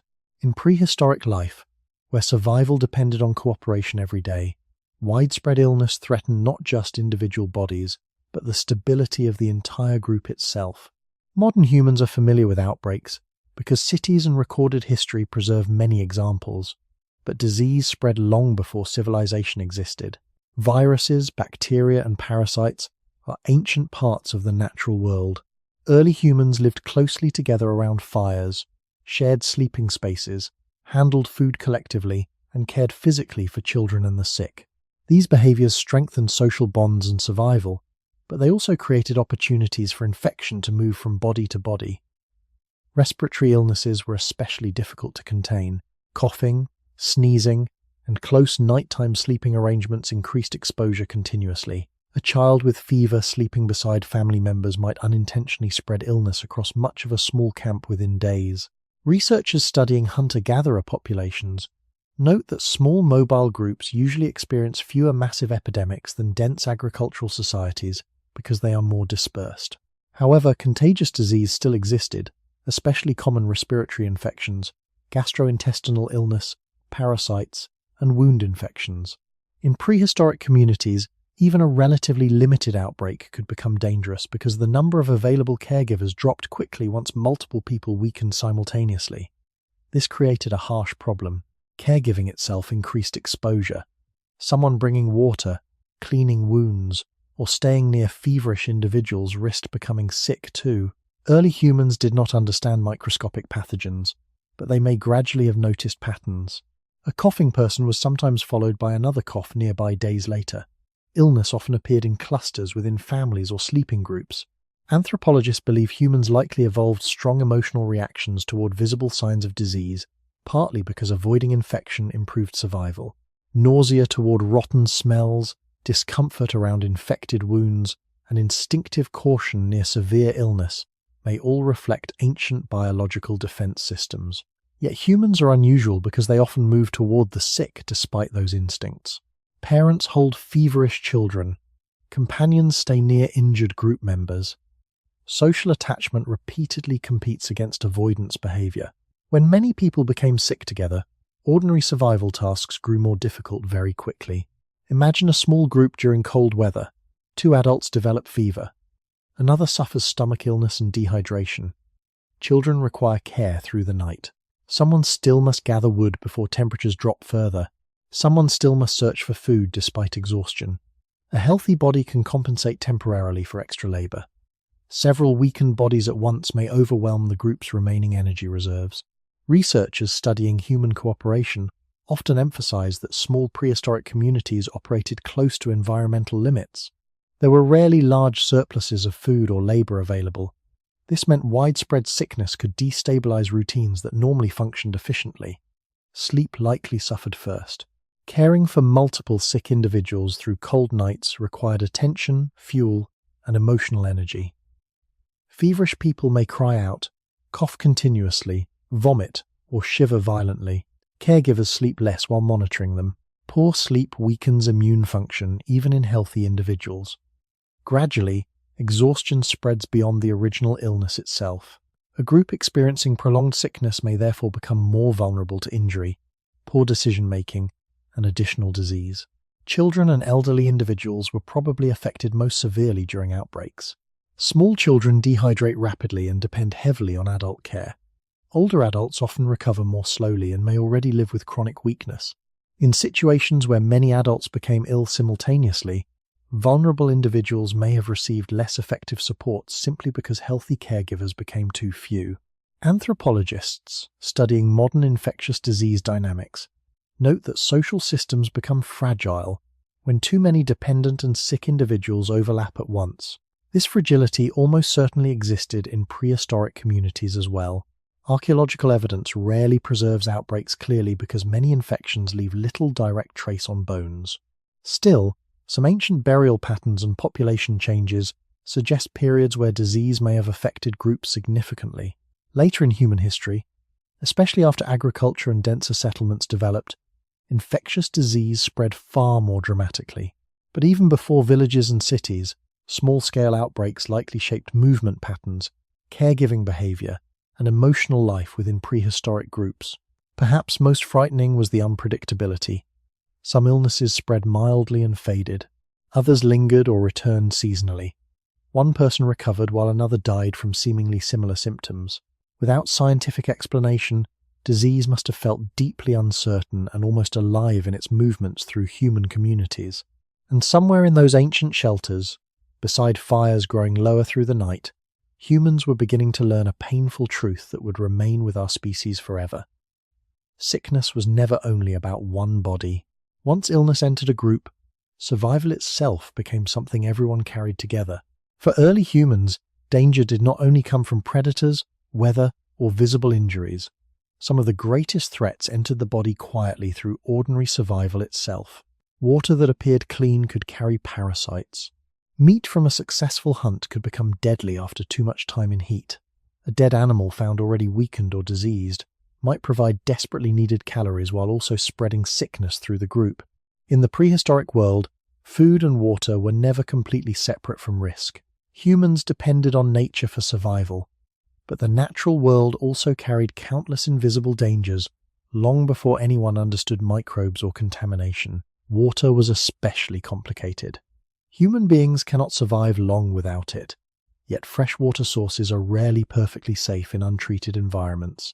Rivers, ponds, and lakes may contain bacteria, parasites, animal waste, or decaying organic matter. Early humans likely drank directly from whatever sources were available nearby, especially during migration or drought. Sometimes the water caused no noticeable problems. Other times, entire groups may have developed stomach illness, vomiting, fever, or severe diarrhea within days.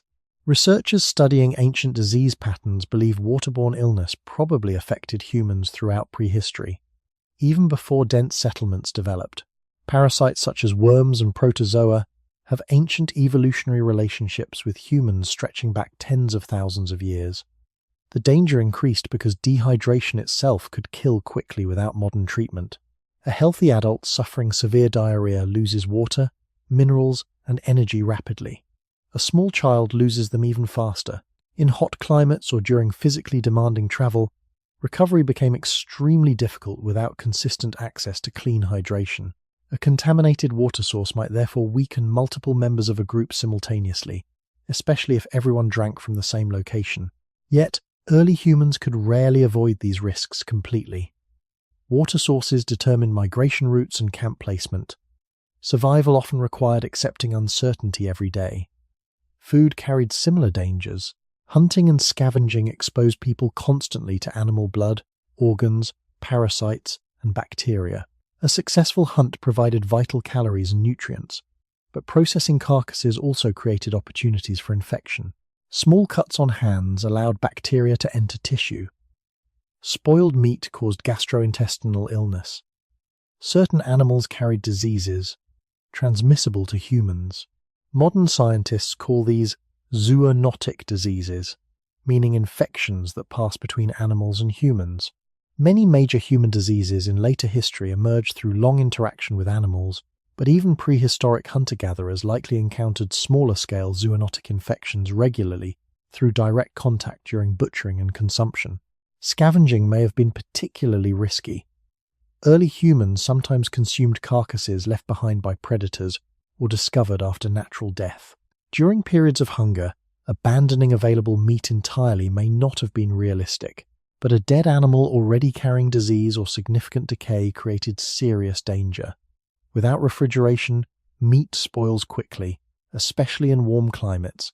Bacteria multiply rapidly in decomposing tissue. Modern humans rely heavily on smell, appearance, and experience to judge food safety, yet these methods are imperfect even today. Early humans likely faced constant difficult decisions between immediate hunger and uncertain illness later. Cooking reduced some of these dangers significantly. Heat kills many parasites and harmful microorganisms, making food safer overall. Researchers believe control of fire transformed human digestion and disease exposure partly for this reason. Cooked meat becomes easier to digest and less likely to transmit certain infections.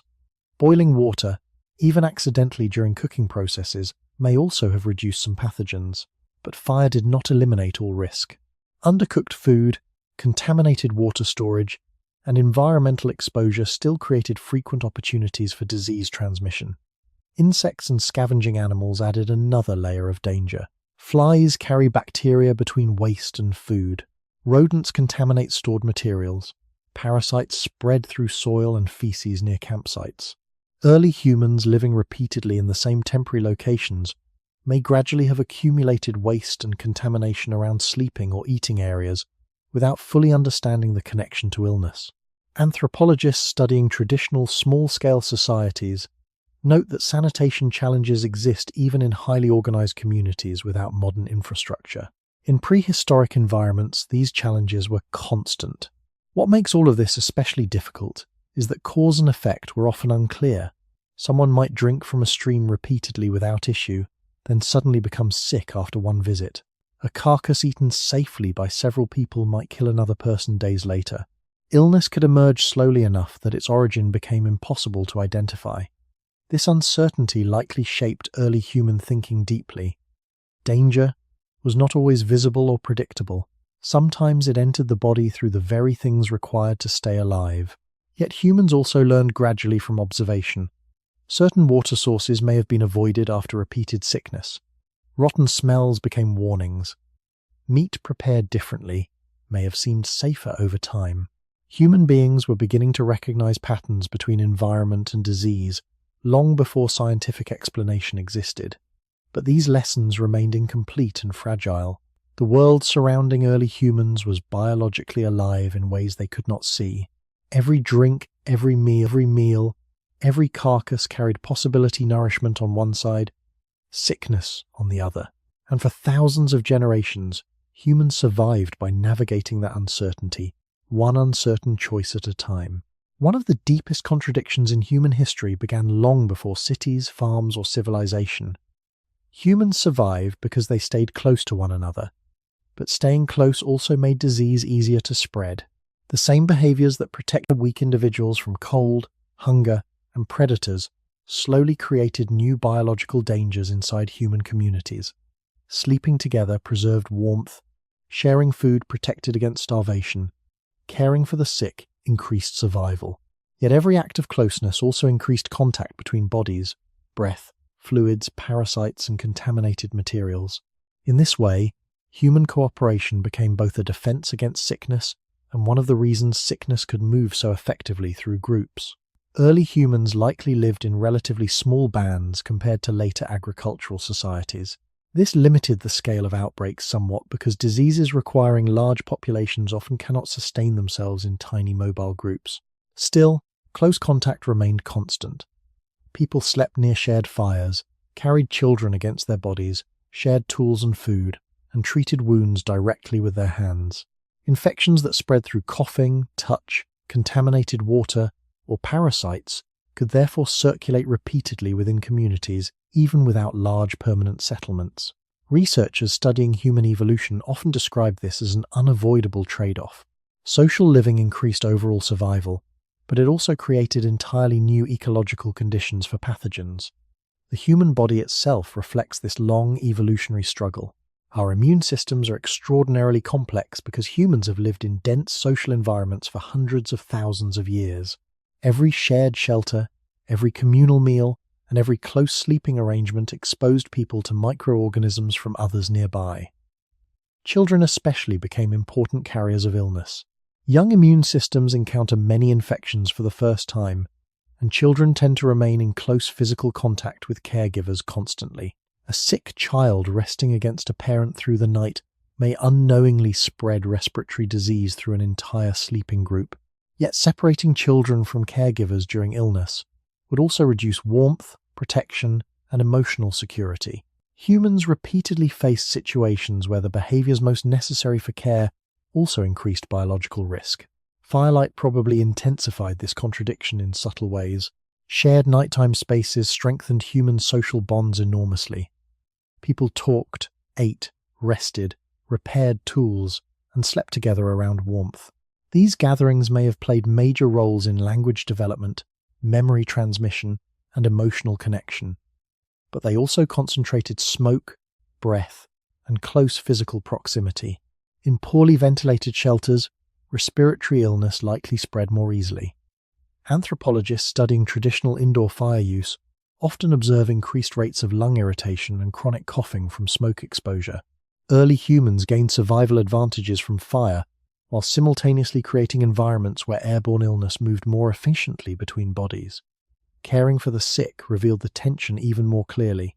A feverish person left alone faced cold, dehydration, predators, and starvation. A feverish person cared for closely increased exposure risk for caregivers. Humans are unusual among animals because they frequently choose caregiving despite contagious danger. Parents hold sick children instinctively. Companions remain near injured group members. Anthropologists and evolutionary psychologists believe these behaviors became deeply rooted because cooperative care improved long-term survival across generations, even though it sometimes carried short-term infection risk. Human societies may therefore have evolved under constant pressure between attachment and avoidance. Too much fear of disease weakens social bonds. Too little caution increases outbreaks. Prehistoric communities likely navigated this balance imperfectly every day. Parasites also flourished in close living conditions. Fleas, lice, intestinal worms, and skin infections spread more easily when humans slept near one another and reused shared spaces repeatedly. Archaeological evidence and genetic studies suggest humans have carried certain parasites for enormous stretches of evolutionary time. Some parasites became so adapted to human social behavior that their survival depended directly on continued close contact between people. This means that as humans became more cooperative and socially connected, entirely new biological relationships formed alongside those changes. Even emotional closeness had physical consequences. Touch comforts distressed people and strengthens social attachment, but it also transfers pathogens. Shared food strengthens group cohesion while increasing contamination opportunities. The very traits that made humans resilient as cooperative beings simultaneously created pathways for disease to move through populations more efficiently. Yet despite all these risks, humans continued living socially because isolation was usually even more dangerous. A solitary human faces hunger, injury, cold, and predators with far fewer protections. Group life created biological problems, but it also made survival possible at all in many environments. Researchers studying human evolution often emphasize that cooperation transformed our species. Weak individuals survived longer. Knowledge spread across generations. Children received prolonged protection. Elderly individuals remained socially valuable. None of this would have been possible without close communal living. Disease became part of the cost of that transformation. Perhaps this is why sickness feels so emotionally complicated even today. Humans instinctively move towards suffering while also fearing contamination. We isolate illness while craving comfort during it. These tensions are ancient. Somewhere beside prehistoric fires, people were already experiencing the same difficult truth. The closeness that kept them alive could also make them vulnerable. And still, night after night, humans kept sleeping beside one another anyway. Because for our species, survival was never built through distance alone. It was built through the dangerous decision to remain close, even when sickness entered the circle. For early humans, Childhood was one of the most dangerous stages of life. A child's body is small, still developing, and less capable of surviving dehydration, infection, cold, or hunger than an adult body. Even illnesses that healthy adults might survive could become fatal quickly for infants and young children. In the prehistoric world, where there were no antibiotics, vaccines, or reliable emergency care, parents likely lived with constant awareness that sickness could take a child suddenly and without warning. Archaeological evidence suggests that many children died very young throughout human prehistory. Yet the fact that humans continued raising children successfully despite these dangers also reveals something important about early human communities. Protecting sick children became one of the central tasks around which human cooperation evolved. Human children are unusually vulnerable compared to many other animals. A newborn human cannot walk, feed itself, regulate temperature efficiently, or defend against danger. Brain development continues for many years after birth, meaning children require extended care far longer than most mammals. This dependency created enormous pressure on prehistoric groups. When a child became sick, the burden affected not only the parents but often the wider community. A feverish infant might need constant carrying. A dehydrated child required repeated access to water and comfort. Nighttime crying disrupted sleep for everyone nearby. Illness in children, therefore, became deeply woven into the rhythms of group life itself. Modern medicine now understands why childhood illness can become dangerous so rapidly. Children lose fluids faster relative to body size. Their immune systems are still learning to recognize infections. High fever affects them more dramatically. Nutritional shortages interfere with growth and resistance to disease. Early humans did not know these biological mechanisms, but they could observe the outcomes clearly. A child who stopped drinking water weakened quickly. Persistent diarrhea often led to death. Coughing illnesses spread rapidly between children sleeping near one another. Over generations, prehistoric communities likely learned many practical responses through repeated painful experience, even without scientific explanation. Breastfeeding probably played a major role in survival. Human breast milk provides not only calories but also immune protection through antibodies passed from mother to child. Anthropologists believe prolonged breastfeeding was common in many prehistoric populations because it increased infant survival significantly. Yet breastfeeding also tied the health of the child closely to the health of the mother. A sick or malnourished mother might struggle to produce enough milk. If the mother died, infant survival became extremely uncertain unless another nursing woman helped. Some researchers studying traditional societies note evidence of shared childcare and cooperative infant care among humans, behaviors that may have deep evolutionary roots. The survival of children often depended on networks larger than two parents alone. Respiratory infections were likely especially dangerous. Small children breathe faster than adults and can deteriorate quickly during severe illness. A child struggling to breathe through fever or lung infection may become exhausted within hours. In crowded sleeping areas near fires, smoke exposure may have worsened some respiratory problems even while warmth protected against cold stress. This again reflects the constant trade-offs of prehistoric survival. The same fire that kept children warm through cold nights may also have irritated vulnerable lungs over long periods. Gastrointestinal illness probably killed many children as well. Contaminated water, spoiled food, and parasites spread easily in environments without sanitation systems.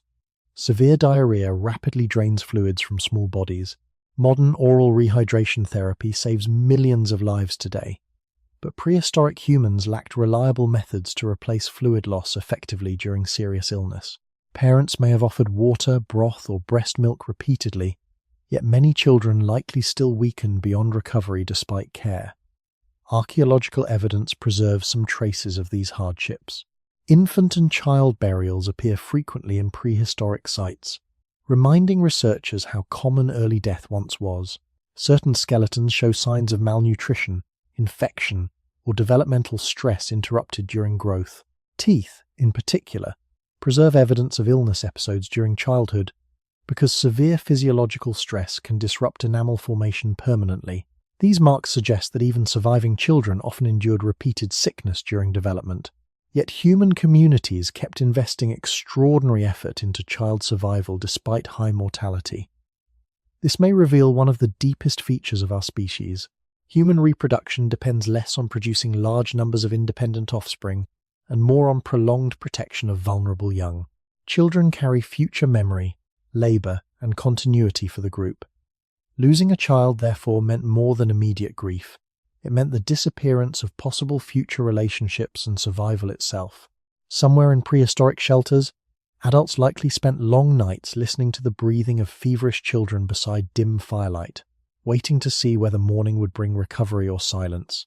And perhaps this experience shaped human emotional life profoundly. Long before written language or formal medicine, humans were already learning how fragile life could be in its earliest form and how much effort people were willing to give for bodies too small to protect themselves. For prehistoric women, childbirth may have been one of the most dangerous experiences of an entire lifetime. Modern humans often forget how recent safe childbirth truly is. Hospitals, sterile instruments, antibiotics, blood transfusions, and surgical intervention transformed birth only within the last small fraction of human history. Before these developments, every pregnancy carried serious risk. A woman could survive many difficult seasons, injuries and illnesses, yet still die during labor from bleeding, exhaustion, obstructed birth, or infection. In prehistoric communities, where medical knowledge remained limited and survival resources were already fragile, childbirth stood at the center of both human continuity and human vulnerability. The human body evolved under unusual biological pressures that made birth especially difficult compared to many other animals. Human infants are born with large brains and relatively wide skulls, while upright walking reshaped the female pelvis for efficient movement. This created a narrow balance between childbirth and mobility. Anthropologists sometimes describe human birth as a biological compromise. Babies must pass through a tight birth canal while still large enough to survive outside the womb. Even under healthy conditions, labor can be long, painful, and physically exhausting. In the prehistoric world, where there was no surgical intervention for obstructed labor, this balance sometimes failed catastrophically. A baby positioned poorly could place both mother and child in mortal danger. Infection likely became one of the greatest threats after childbirth. Modern medicine now understands that childbirth leaves wounds inside the body vulnerable to bacterial invasion. Without sterile conditions, harmful microorganisms can enter through tearing, retained tissue, or contaminated hands and materials. Prehistoric people did not know bacteria existed, but they still lived in environments filled with dirt, blood, animal exposure, smoke, parasites, and untreated water. A woman who survived labor itself might still develop fever days later, as infection spread through the body. Archaeological evidence cannot always identify these deaths directly because soft tissues disappear, but maternal mortality is believed to have been extremely high throughout much of human history. Blood loss created another major danger. Severe hemorrhage can kill rapidly, especially without the ability to replace fluids or stop internal bleeding effectively. A woman weakened by malnutrition, repeated pregnancies, or prior illness faced even greater risk. In small prehistoric groups, the death of a mother affected far more than one individual. Infants depended heavily on prolonged breastfeeding. Young children relied on maternal care for food, warmth, and protection. A maternal death could therefore destabilize entire family structures and reduce infant survival dramatically. This may help explain why humans evolved unusually cooperative childcare systems compared to many species. Grandmothers, older siblings, fathers, and other women may all have played important roles in supporting mothers and children during vulnerable periods. Anthropologists studying traditional societies often observe extensive social support around childbirth, because recovery requires time and reduced physical strain. Yet recovery in prehistoric life was difficult. A woman who had recently given birth still lived inside demanding environments where water needed carrying, fires needed maintaining, and food needed securing.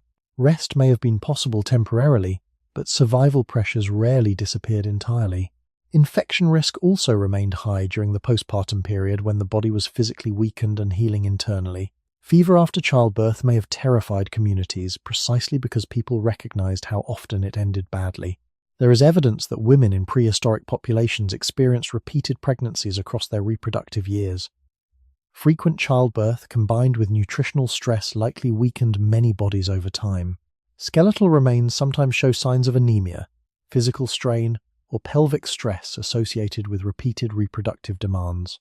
Researchers believe women carried enormous physical burdens in prehistoric societies, balancing gathering, movement, childcare, food processing, and pregnancy often simultaneously. Sickness during pregnancy or childbirth therefore became deeply tied to the broader survival of the group itself. Yet despite these dangers, human communities continued creating systems of support around mothers and infants. Birth may rarely have been a solitary event.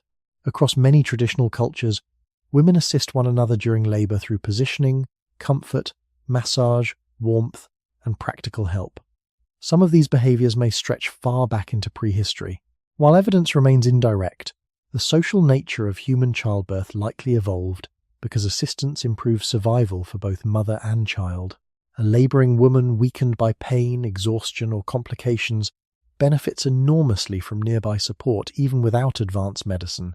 Still, there were limits no amount of care could overcome. A baby too large to pass safely, an infection spreading silently through the bloodstream, hemorrhage that would not stop.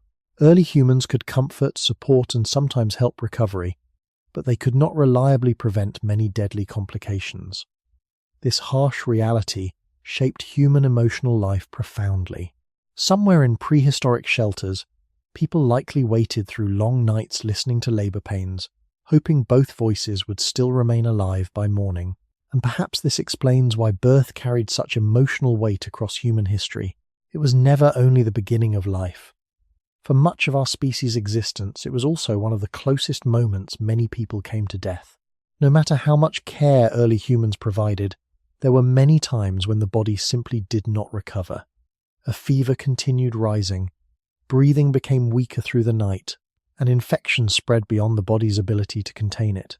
Hunger and dehydration slowly exhausted what strength remained. In the prehistoric world, death from illness was not rare or exceptional. It was a familiar part of ordinary life. Yet familiarity does not mean emotional indifference. One of the most important questions hidden inside human prehistory is not only how people survived sickness, but what happened emotionally and socially when survival failed despite every effort to prevent it. Modern medicine often separates recovery and death into clinical categories. Early humans experienced them directly through the body itself. People watched changes happen gradually. A sick person stopped eating. Speech became slower or confused. Sleep deepened unnaturally. Breathing patterns changed. Skin temperature shifted. Family members and companions likely learned to recognize these signs long before scientific explanation existed. Anthropologists studying traditional societies often observe that people become highly attentive to subtle bodily changes when survival depends on close observation rather than medical instruments. In prehistoric life, communities may have understood from experience when someone was moving beyond recovery, even if they could do little to stop it. Death itself probably unfolded quietly in many cases. Popular imagination often focuses on violent prehistoric danger, but many people likely died slowly from infection, exhaustion, childbirth complications, or chronic illness while surrounded by familiar people inside shelters or near fires. This matters because it means human emotional responses to illness and death may have deep evolutionary roots. Grief did not begin with civilization. Concern for the weak did not begin with religion or philosophy. Archaeological evidence increasingly suggests that early humans responded to vulnerable and dying individuals with attention that went beyond simple biological practicality.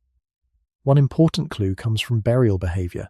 Intentional burial appears in several prehistoric human populations, including some Neanderthal groups. Bodies were sometimes placed carefully in pits, occasionally alongside objects or within repeatedly used burial areas. Archaeologists debate the meaning of these practices because symbolism is difficult to reconstruct from ancient evidence. Still, intentional treatment of the dead suggests that bodies remained socially significant even after life ended. A deceased individual was not always abandoned casually to the environment. This implies that emotional attachment likely continued through sickness, death, and mourning in ways difficult to measure directly today. There is also evidence that the dying may sometimes have remained physically close to others until the end. Shared shelters, communal fires, and group sleeping arrangements meant severe illness unfolded within social space rather than hidden isolation. Someone unable to recover may still hear voices nearby, feel warmth from the fire, or remain physically touched by others during final hours. While archaeology cannot prove emotional comfort directly, the structure of prehistoric social living suggests that death often occurred inside community rather than completely alone. This is important because humans are intensely social mammals. Emotional stress affects breathing, pain perception, and fear responses even at the end of life. The presence of familiar people may therefore have shaped dying experiences long before humans developed formal rituals surrounding death. Yet there were also practical realities communities could not escape. A dead body creates biological and environmental problems. Predators may be attracted. Decomposition begins quickly. Groups continuing migration could not always remain indefinitely in one place mourning losses. This tension between emotional attachment and survival pressure likely shaped many prehistoric responses to death. Burial, temporary mourning, or movement away from campsites may all have developed partly from these overlapping needs, emotional, social, and practical at the same time. Children may have experienced loss repeatedly. Adults likely did as well. High mortality meant many prehistoric humans witnessed siblings, parents, children, or companions die during ordinary life. Researchers studying grief in traditional societies note that repeated exposure to death does not remove emotional impact. Humans continue forming attachment despite knowing loss is inevitable. In fact, awareness of vulnerability may deepen social bonds rather than weaken them. Early humans depended emotionally and physically on one another, so completely that the loss of even one person could reshape daily survival routines permanently. There is something especially revealing in the fact that humans continued caring for sick people even when recovery was uncertain. People carried water to those who might die anyway. Fires were maintained beside bodies already failing. Parents held feverish children through nights when survival chances were already low. From a purely efficient perspective, some of these efforts may appear irrational, but human communities were never built only on efficiency. They were built on attachment strong enough to continue acting even when outcomes could not be controlled. Perhaps this is one of the oldest truths sickness revealed about our species. Early humans could not always cure disease. They could not reliably stop death. But somewhere across thousands of generations, they learned another form of survival that mattered too. When recovery became impossible, people still remained nearby, and long before medicine could save most lives, humans had already begun refusing to let suffering face the darkness entirely alone. For most of prehistoric human life, disease arrived without explanation. A healthy person could wake with fever by evening. A child could weaken after drinking from an ordinary stream. Someone wounded days earlier might suddenly become delirious and die. Illness appeared invisible, unpredictable, and deeply unsettling because its causes could rarely be seen directly. Early humans did not know about bacteria, viruses, immunity, or internal organs. Yet the human brain constantly searches for patterns, especially during fear and uncertainty. Over thousands of years, people likely began forming early beliefs about why sickness happened, even if those explanations were incomplete or incorrect. These first attempts to understand disease may have shaped the earliest foundations of ritual, spirituality, and human meaning itself. Cognitive scientists often note that humans are natural pattern-seeking creatures. The brain evolved to connect events because recognizing patterns improves survival. If certain berries repeatedly caused illness, avoiding them became useful. If contaminated water led to stomach pain, remembering the location mattered. But this same pattern-seeking ability also creates explanations where evidence is limited. When illness appears suddenly without visible cause, the human mind still tries to answer why. A fever arriving after conflict, unusual weather, strange dreams, animal encounters, or death nearby may begin to feel connected even if no biological relationship exists. Early belief systems likely emerge partly from this powerful need to organize uncertainty into understandable narratives. Anthropologists studying traditional societies often find that disease explanations combine practical observation with symbolic interpretation at the same time. Some illnesses may be linked to spoiled food or environmental exposure, while others are associated with spirits, broken social rules, or unseen forces. Importantly, these systems are not usually irrational from the perspective of the people living within them. They are attempts to explain events using the information available. Prehistoric humans observed that sickness spread unpredictably, appeared invisible, and sometimes struck entire groups at once. Without knowledge of microorganisms, supernatural or symbolic explanations may have felt emotionally reasonable because disease itself already behaved mysteriously. Dreams and altered mental states may also have influenced early beliefs about illness. Fever can produce hallucinations, confusion, vivid dreams, and changes in behavior. Severe infection affects consciousness directly. A person speaking strangely, seeing things others could not see, or behaving unpredictably during illness might appear transformed in ways difficult to explain naturally without medical understanding.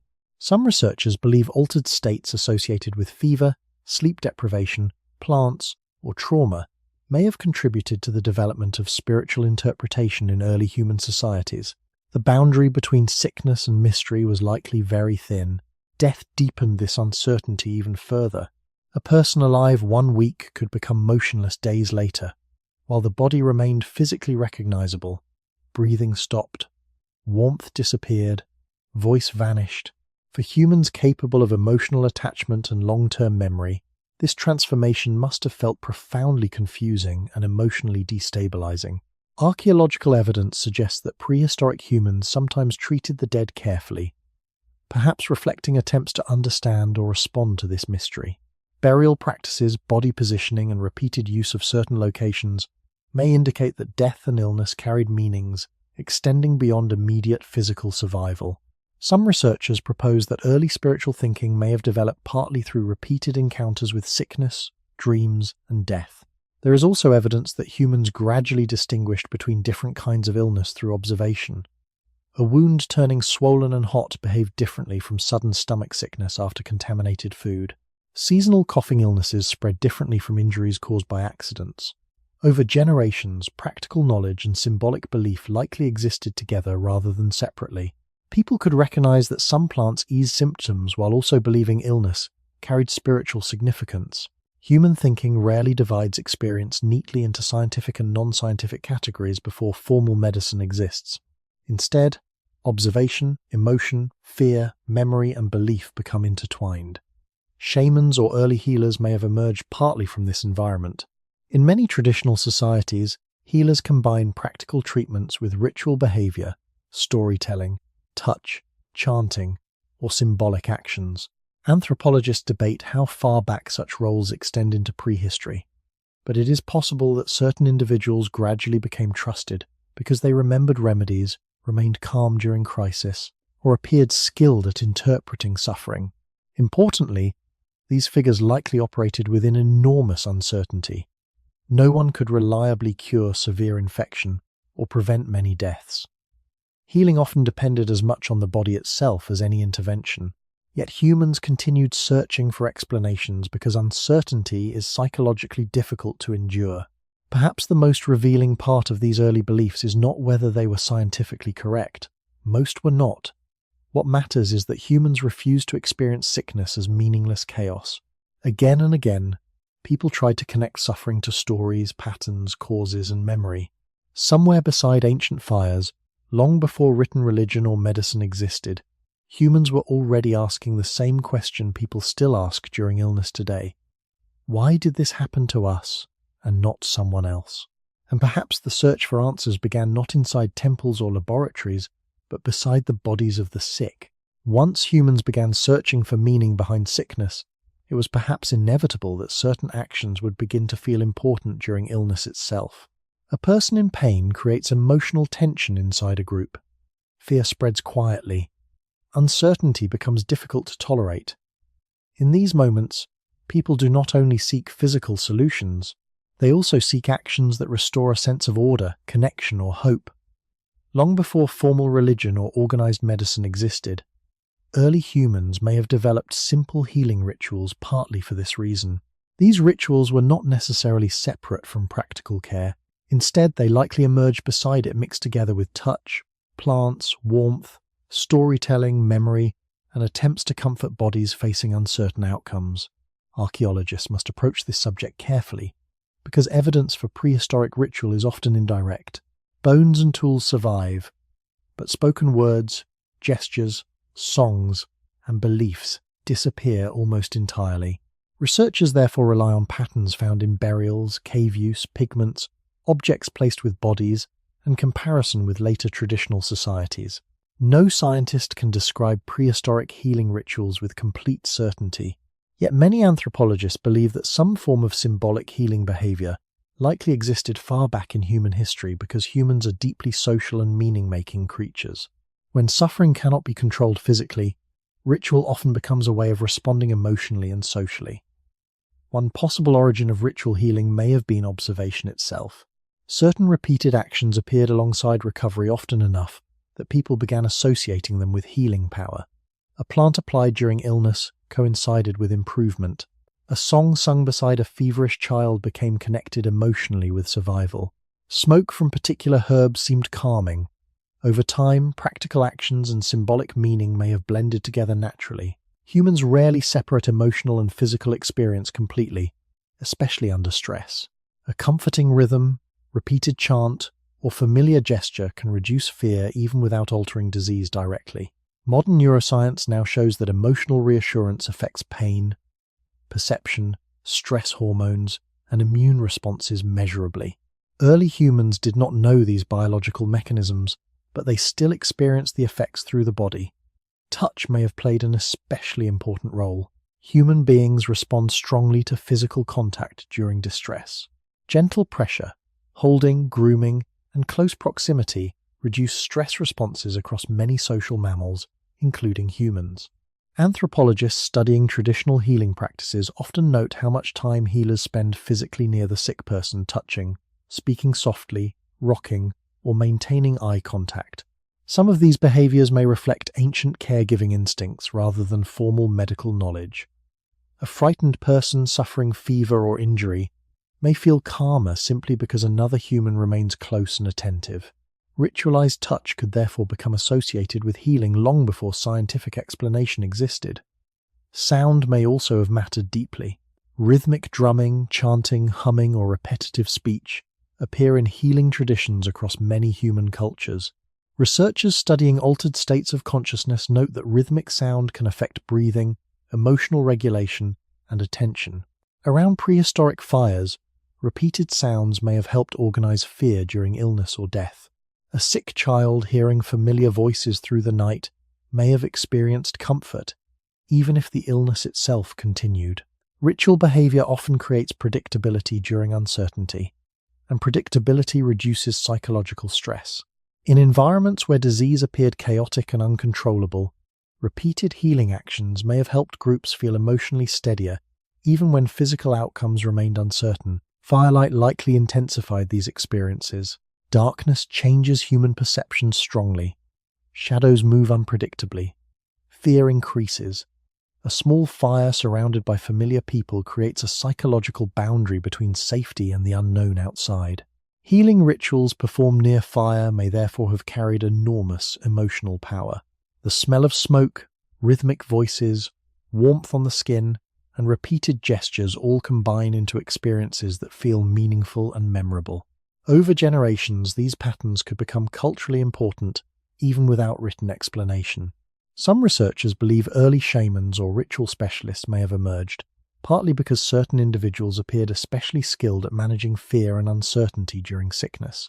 These individuals may not have cured disease reliably, but they could influence how groups emotionally responded to suffering.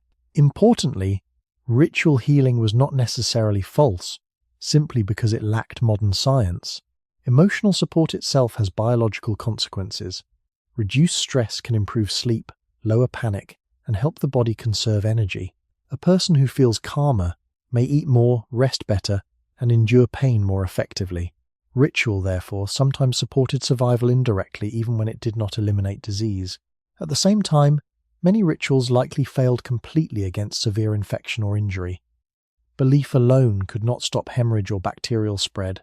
This balance matters because prehistoric healing should not be romanticized into mystical effectiveness, unsupported by evidence. What rituals truly reveal is something more human than magical. They show that people refuse to face illness silently. Again and again, communities created shared actions around suffering not only to heal bodies, but to hold fear together long enough for life to continue. Somewhere in prehistoric shelters, while fever moved unpredictably through fragile human bodies, Voices may have repeated softly through the dark beside the fire, not because people fully understood sickness, but because doing something together felt less unbearable than doing nothing at all. As human communities spent more time trying to care for the sick, the line between practical treatment and symbolic belief likely became increasingly difficult to separate. A plant that eased pain slightly might also become associated with spiritual protection. A person skilled at calming frightened patients might gradually be seen as possessing unusual powers. A ritual repeated beside recovering individuals could gain importance even if recovery depended mostly on the body itself. Over generations, observation and belief probably grew together rather than apart. This is important to understand because prehistoric humans did not divide the world into science and spirituality the way modern societies often do. For them, illness was a total experience involving the body, emotions, social relationships, fear, dreams, and survival all at once. In that world, healing naturally became both physical and symbolic at the same time. Modern medicine now separates different causes of disease with precision. A bacterial infection differs from dehydration. A broken bone differs from grief or psychological distress. But early humans experienced these conditions together inside the same fragile body. Someone suffering injury might also feel fear, social isolation, hunger, and exhaustion simultaneously. A healing ritual that comforted the mind could therefore still appear genuinely effective, even if it did not directly cure disease biologically. Researchers studying traditional healing systems often find that emotional reassurance, social support, and ritual structure improve how people tolerate pain and uncertainty. This does not mean supernatural explanations were scientifically correct. It means human beings respond strongly to meaning during suffering. The placebo effect demonstrates this clearly even today. Belief can influence pain perception, stress levels, sleep quality, and emotional endurance measurably. Early humans likely experienced similar effects long before understanding the biology behind them. At the same time, there were dangers in relying too heavily on symbolic explanations. When causes remain misunderstood, ineffective or harmful practices can continue for generations. A severe infection may be treated with ritual alone while the body continues weakening. Toxic plants might be trusted because a few individuals recovered coincidentally after using them. Fear and desperation can also make people vulnerable to authority figures, claiming special healing abilities they do not truly possess.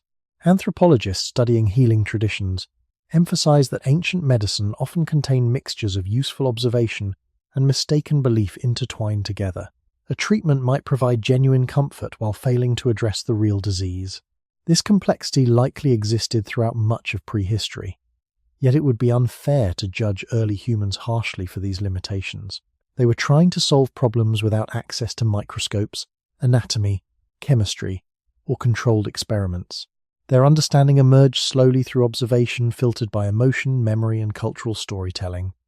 Importantly, many practical healing behaviors survived precisely because they genuinely helped. Cleaning wounds, resting, warming the sick, and using certain plants had measurable value even if people explained them symbolically rather than scientifically. Human knowledge rarely advances in perfect straight lines. Useful practices often appear long before their underlying mechanisms become understood. The role of healers may also have become more socially powerful over time. Individuals who appeared calm during sickness, remembered remedies, interpreted dreams, or performed convincing rituals may gradually have gained influence inside groups. Some anthropologists suggest early healers functioned partly as emotional stabilizers during crisis. When disease spreads unpredictably, communities search for reassurance and leadership. A healer who organizes caregiving, directs attention, and provides explanations may reduce panic, even when physical outcomes remain uncertain. In this sense, symbolic healing sometimes strengthens social cohesion during periods of fear, but authority built around illness also created potential imbalance. If healing knowledge becomes concentrated in certain individuals, communities may depend heavily on them despite uncertain effectiveness. The emotional desperation surrounding sickness makes humans especially vulnerable to certainty. Even today, people facing illness often seek explanations that provide comfort or control. Prehistoric humans were likely no different. A confident ritual may have felt psychologically safer than admitting complete uncertainty in the face of suffering and death. There is another reason the boundary between healing and belief remained blurred for so long. Many illnesses recover naturally. Viral infections often improve without treatment. Minor injuries heal over time. Fevers break. When recovery follows a ritual or remedy, humans naturally connect the two events. Without controlled scientific comparison, separating natural recovery from treatment effect becomes extremely difficult. Across generations, these patterns may have reinforced belief systems repeatedly. A person healed after certain actions became evidence supporting those actions, while failures could be explained through spirits, fate, or unseen causes. Perhaps the most revealing detail is that humans continued searching for meaning even when outcomes remained unpredictable. Illness forced people to confront uncertainty constantly. Some survived unexpectedly, others died despite every effort. Somewhere between those experiences, humans built stories capable of making suffering feel slightly more understandable. The earliest healers may therefore have stood not only between sickness and health, but between fear and emotional endurance itself. And for thousands of years before modern medicine emerged, that fragile space between practical care and belief was where most human healing quietly lived. Every human alive today descends from people who survived illness long enough to have children. This sounds simple at first, but over enormous stretches of time, sickness quietly shaped the human species itself. Diseases did not only kill individuals, they influenced which immune systems persisted, which bodies adapted successfully to certain environments, and which social behaviors improved survival often enough to continue across generations. In this way, illness became one of the invisible forces helping shape human evolution. The people who survived infections, endured difficult climates, recovered from injuries, or resisted local parasites passed more than memory to their descendants. They passed biological traits shaped slowly through survival itself. Modern genetics now shows that the human immune system carries evidence of long evolutionary struggle against disease. Certain genes associated with immune response vary across populations, partly because different environments exposed humans to different pathogens over thousands of years. Malaria, for example, influenced genetic adaptation strongly in some regions much later in human history. Other diseases likely shaped earlier human populations in ways scientists are still trying to understand. Evolution does not create perfect protection. Rather, it simply favors traits that improve reproductive survival slightly more often over many generations. A person with immune responses better suited to local conditions may survive illness more frequently and therefore leave more descendants. Gradually, these small differences accumulate across time, yet survival involved more than biology alone. Human social behavior also evolved under pressure from sickness and vulnerability. Researchers studying human evolution often argue that caregiving itself may have influenced which communities survived more successfully. A group willing to protect injured hunters, feed recovering mothers, or assist sick children could preserve valuable knowledge and maintain stronger long-term stability. This means that compassion, cooperation, and caregiving were not merely emotional luxuries. They may have become evolutionary advantages in a species where survival depended heavily on social connection. Archaeological evidence supporting long-term survival after serious injury is especially important here. Some prehistoric skeletons show healed fractures, severe disabilities, or missing limbs that would have made solitary survival nearly impossible. These individuals likely lived because others continued feeding, protecting, and assisting them over extended periods. This suggests human evolution unfolded not only through physical strength or resistance to disease, but through increasing ability to support vulnerable group members. In a strange way, sickness may have helped shape humans into more cooperative creatures. Children were central to this process as well. Human childhood lasts unusually long compared to many animals, requiring years of protection and learning. A child surviving repeated infections gradually develops stronger immune memory, but childhood survival also depends heavily on adults providing food, warmth, and care during periods of weakness. Communities that protected children effectively preserved future generations more successfully. Over time, this may have reinforced behaviors like food sharing, communal childcare, and emotional attachment to the vulnerable. The emotional pain humans feel when children suffer likely reflects not only personal attachment, but deep evolutionary importance carried across countless generations. Illness may even have shaped human movement across the world. Groups encountering unfamiliar environments faced new parasites, climates, foods, and diseases. Some populations survived these transitions more successfully than others. Migration therefore involved biological adaptation as much as physical travel. Researchers believe contact between different human populations sometimes introduced diseases neither group fully resisted. Much later in history, epidemics transformed civilizations dramatically, but even in prehistory, disease likely influenced which migration routes succeeded, which communities expanded, and which populations disappeared gradually. There is also evidence that humans inherited useful immunity-related genes through interaction with other ancient human species. Genetic studies suggest that interbreeding between Homo sapiens and groups like Neanderthals contributed certain immune-related genetic variants, still present in some modern populations today. These inherited traits may have helped humans adapt to unfamiliar pathogens outside Africa during ancient migrations. Illness therefore shaped not only individuals or communities, but the genetic history of humanity itself. Yet survival always remained incomplete and uneven. Evolution does not remove suffering entirely. People continued dying from infection, childbirth, malnutrition, and injury throughout every stage of human history. What changed gradually was not the disappearance of sickness, but the increasing complexity of human responses to it. Bodies adapted slowly, communities learned caregiving behaviors, knowledge accumulated through observation and memory. Over thousands of generations, survival became less about isolated individuals enduring alone, and more about interconnected groups supporting one another through repeated vulnerability. Perhaps this is one of the quietest truths hidden inside the history of disease. The humans who shaped our species were not necessarily the strongest in every moment. Often they were simply the ones who survived long enough, sometimes because their bodies resisted illness slightly better, and sometimes because someone else stayed nearby long enough to help them through it. The future of humanity may therefore have depended not only on who could endure suffering alone, but on who remained connected to others while enduring it together. At first glance, compassion may seem fragile compared to strength, speed, or aggression.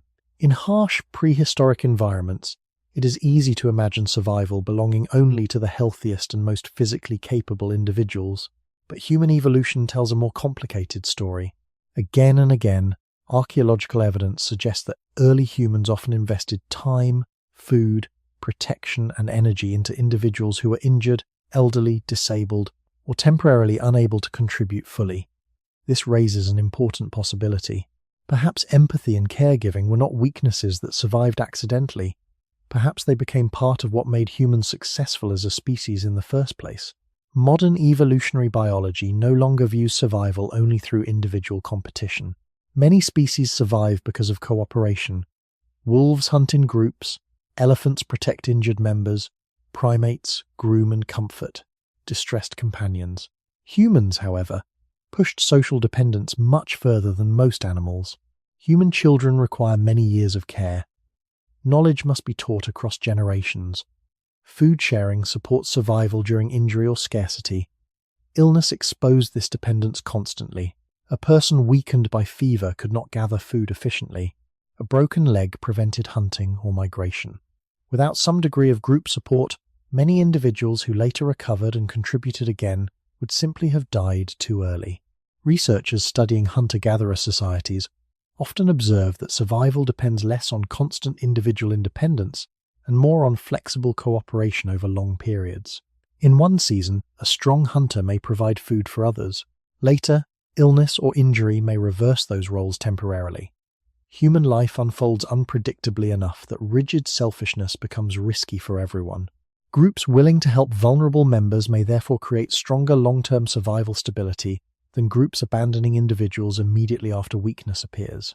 Compassion, in this sense, becomes practical as well as emotional. Archaeological discoveries support this idea powerfully. Some prehistoric skeletons show evidence of survival for years after severe injury or disability. Certain individuals lost limbs, suffered paralysis, or carried debilitating conditions that would have made solitary survival almost impossible. Yet their bones reveal long-term healing and continued life. Someone must have provided food. Someone helped protect them.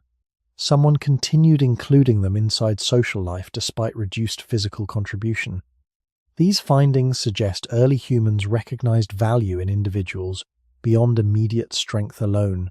Knowledge, memory, childcare, social bonding, and group cohesion may all have mattered enough to justify sustained caregiving.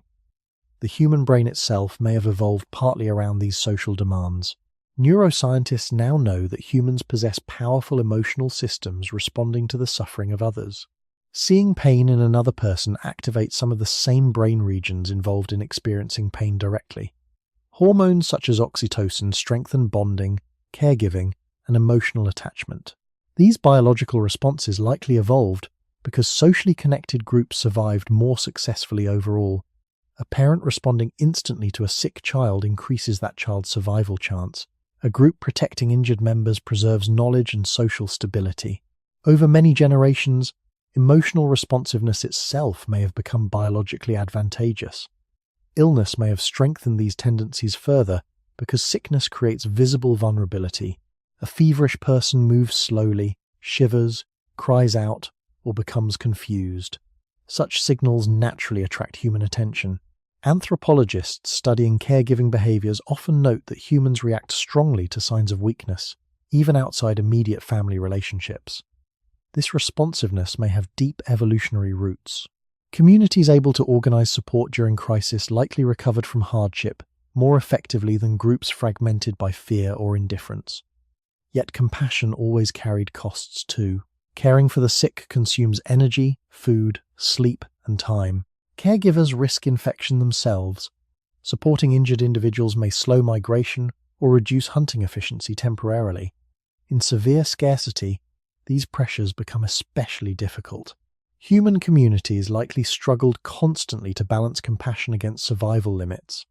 Not every person could always be saved. Not every group had enough resources to sustain prolonged caregiving. The existence of empathy does not mean prehistoric life was gentle.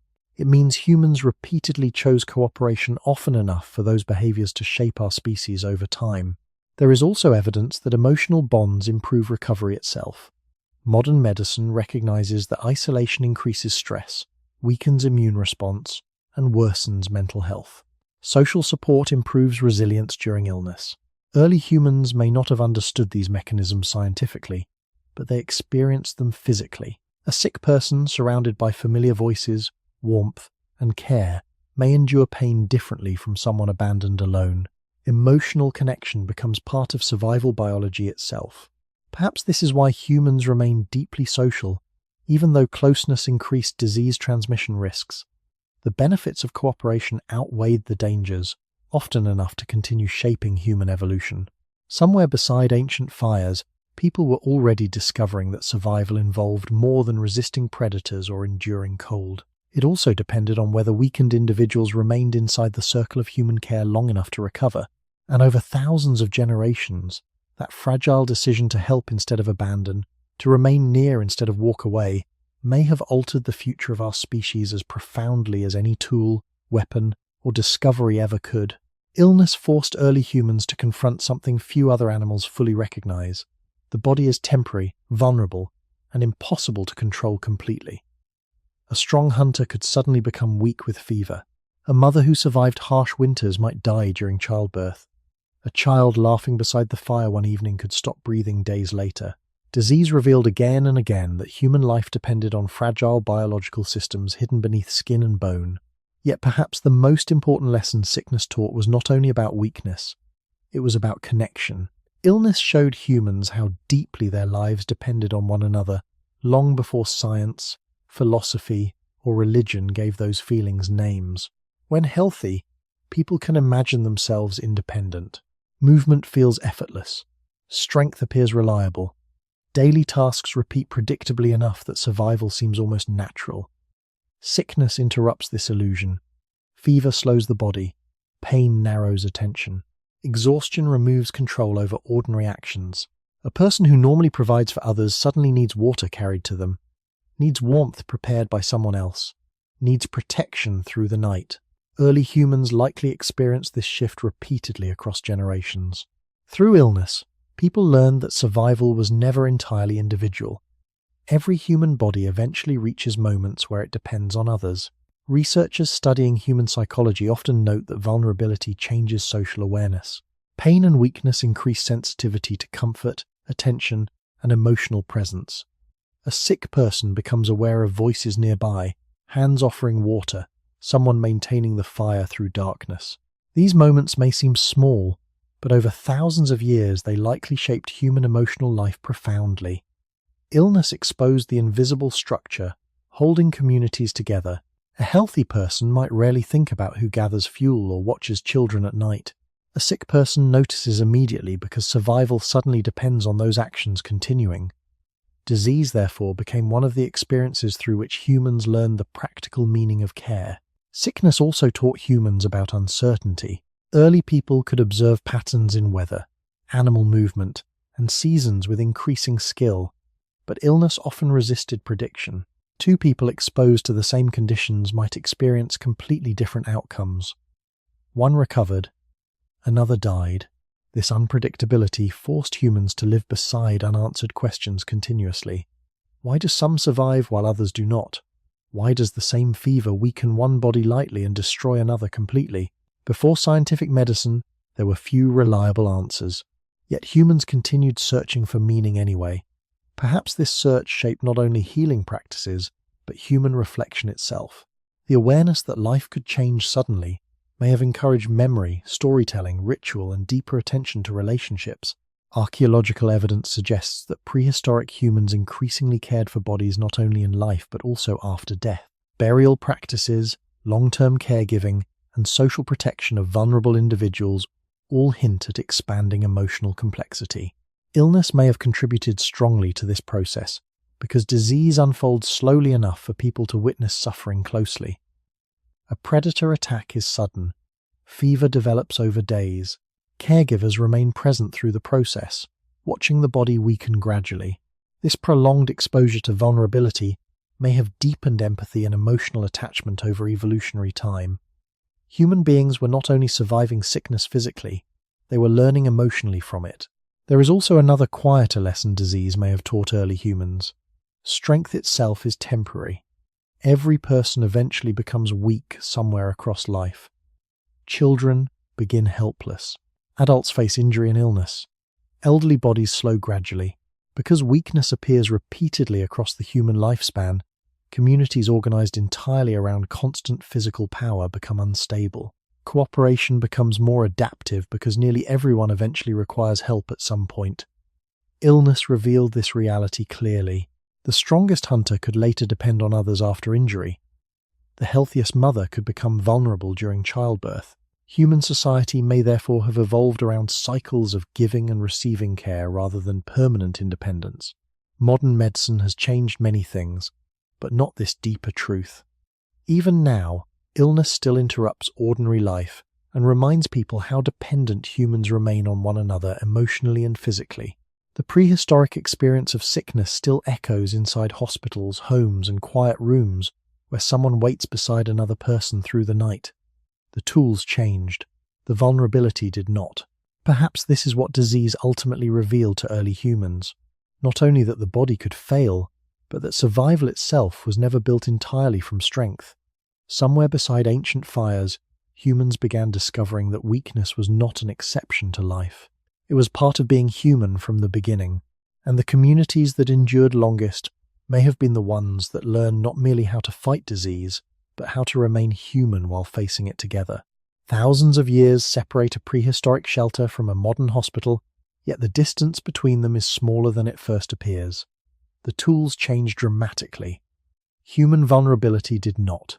Long before microscopes, antibiotics, or surgery, early humans were already doing many of the same things people still do when someone becomes sick. They stayed nearby through the night. They offered water. They tried to reduce pain. They searched for patterns, remedies, and explanations. They feared fever. They hoped for recovery. And when recovery failed, they mourned. Modern medicine transformed humanity's ability to understand and treat disease, but it did not erase the older human experience beneath it. In many ways, today's hospitals still continue emotional patterns first formed beside ancient fires. The greatest change came when humans slowly began replacing uncertainty with evidence. For most of prehistoric life, illness remained mysterious because the causes were invisible. A wound became infected without obvious explanation. Fever spread unpredictably between people. Certain remedies seemed to help sometimes, but fail completely other times. Beginning only very recently in human history, scientific methods gradually revealed what earlier generations could never directly observe. Microscopes exposed microorganisms. Anatomy revealed internal organs and circulation. Germ theory demonstrated that disease often spreads through bacteria and viruses rather than supernatural forces or bad air alone. Vaccines showed the immune system could be trained before infection arrived. Antibiotics allowed humans, for the first time, to stop many bacterial diseases reliably instead of merely supporting the body while hoping for survival. Yet these discoveries emerged slowly through centuries of observation, experimentation, mistakes, and resistance. Ancient healing traditions did not disappear immediately once scientific medicine developed. In many places, practical herbal knowledge, ritual, and community care continued existing beside formal medicine for long periods. Some traditional remedies later proved genuinely useful after scientific study.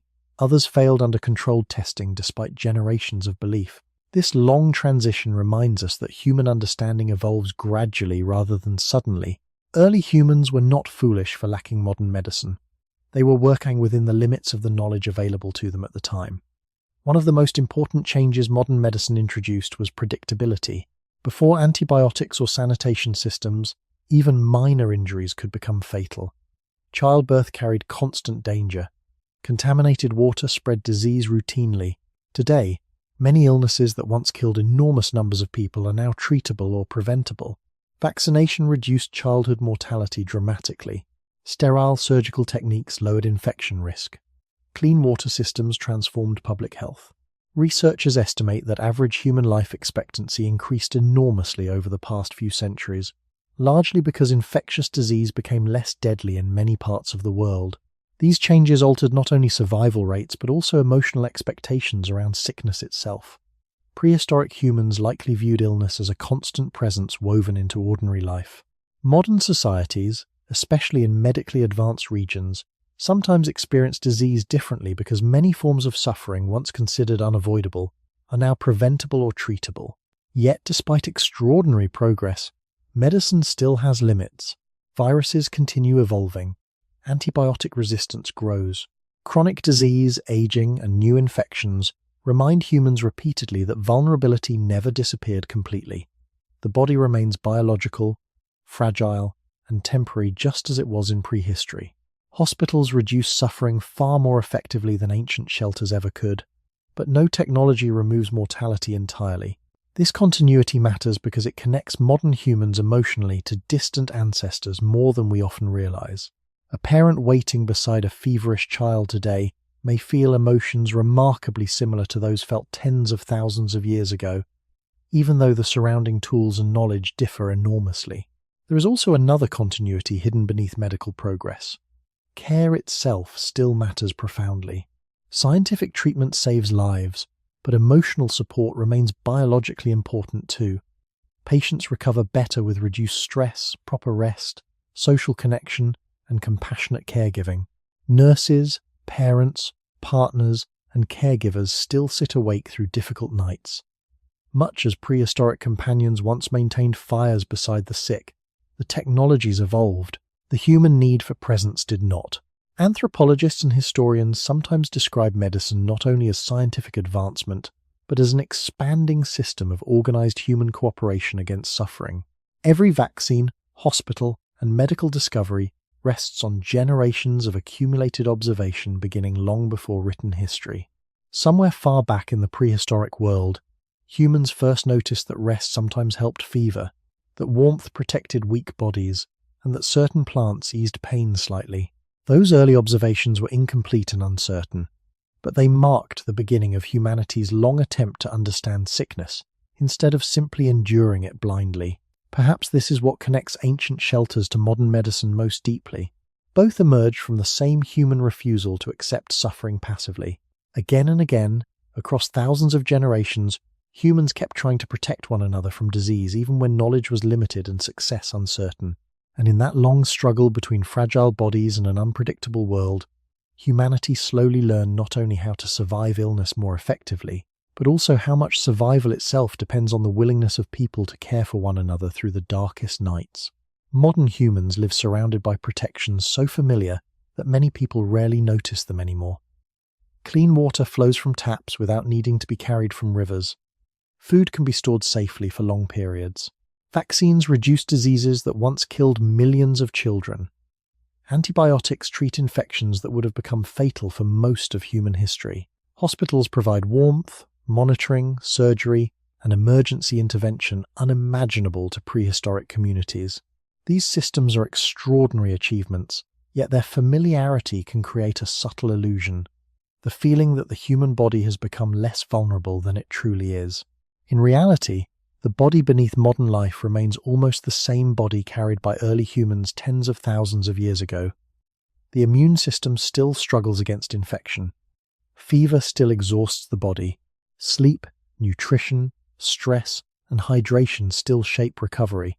Human biology changed far more slowly than human technology.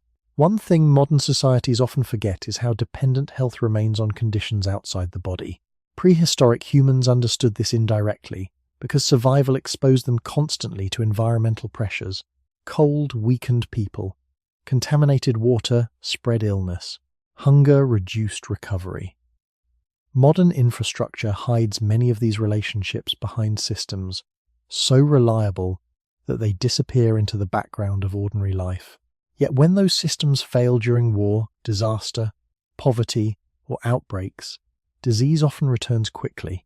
Historians studying epidemics repeatedly observe that sanitation, nutrition, stable housing, and social organization influence survival as profoundly as medicine itself. The body cannot be separated completely from its environment, no matter how advanced technology becomes. Another forgotten reality is how recently many medical protections appeared. For most of human history, childhood death was common. Minor infections were frightening. Childbirth remained dangerous. Average life expectancy was dramatically lower, partly because so many people died young from preventable causes. Only within recent generations did many societies begin assuming that most children survive into adulthood routinely. This change is historically extraordinary, yet familiarity makes it easy to mistake it for something permanent or natural rather than fragile and maintained through enormous collective effort. Vaccination programs, water treatment systems, medical education, sanitation infrastructure, and scientific research all require continued cooperation across entire societies. Health is not produced by individuals alone. It depends heavily on invisible networks of human collaboration. Modern humans also sometimes forget that illness is not always a sign of personal failure. In prehistoric life, sickness was understood as part of existence because exposure to pathogens, injury, and environmental stress could never be eliminated completely. Today, advanced medicine sometimes creates unrealistic expectations that the body should function perfectly at all times if managed correctly enough. While healthy habits matter enormously, biology remains inherently vulnerable. People still develop cancer, autoimmune disorders, infections, genetic diseases, and chronic illness despite careful behavior. Aging still weakens tissues gradually. Mortality still exists. Remembering this may reduce some of the shame modern cultures sometimes attach to sickness. The body was never designed to avoid all suffering permanently. It evolved to survive long enough, often imperfectly, within difficult environments. There is also another important lesson hidden in prehistoric illness. Recovery often depends on rest more than modern societies comfortably allow.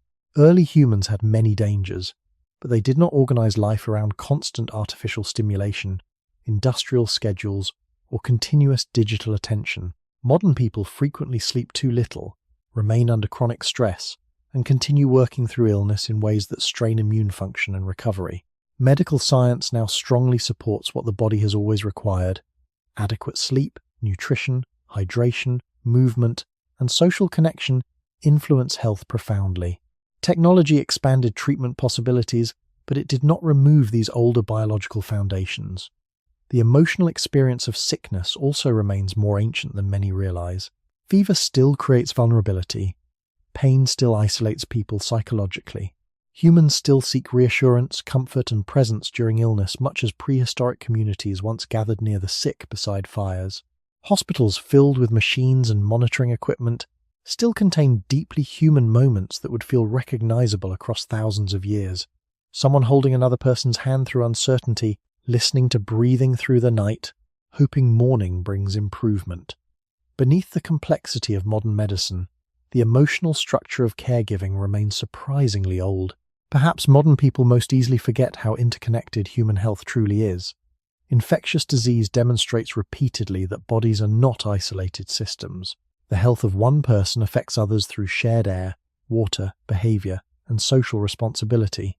Prehistoric humans experienced this directly inside small communities where sickness spread visibly through close living.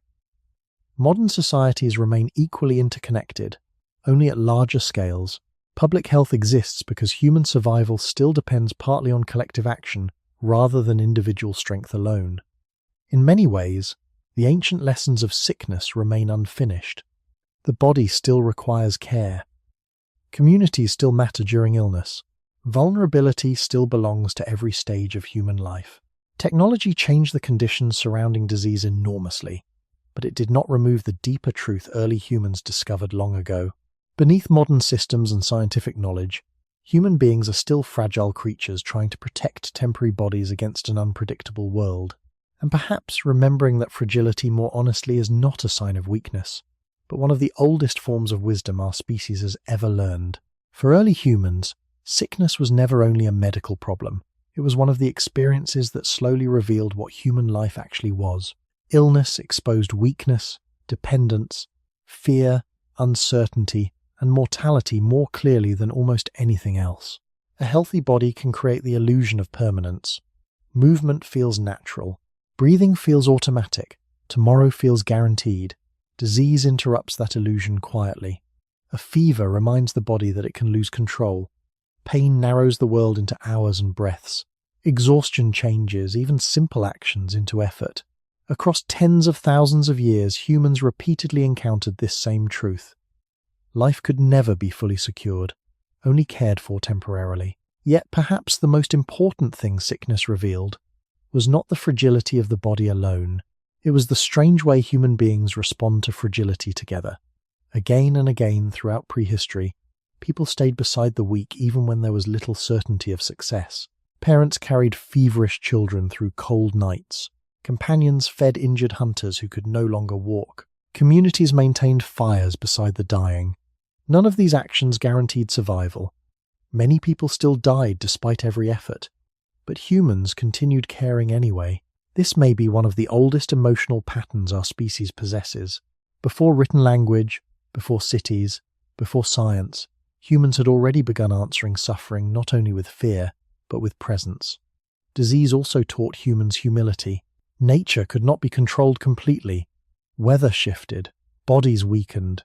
Invisible illness spread without warning. Early humans learned to live inside uncertainty because there was no alternative. Modern societies often seek certainty through technology, prediction, and control, yet the deeper biological reality remains unchanged. Human beings still inhabit temporary bodies vulnerable to forces larger than individual will. Illness continues reminding people of this, even in the age of advanced medicine.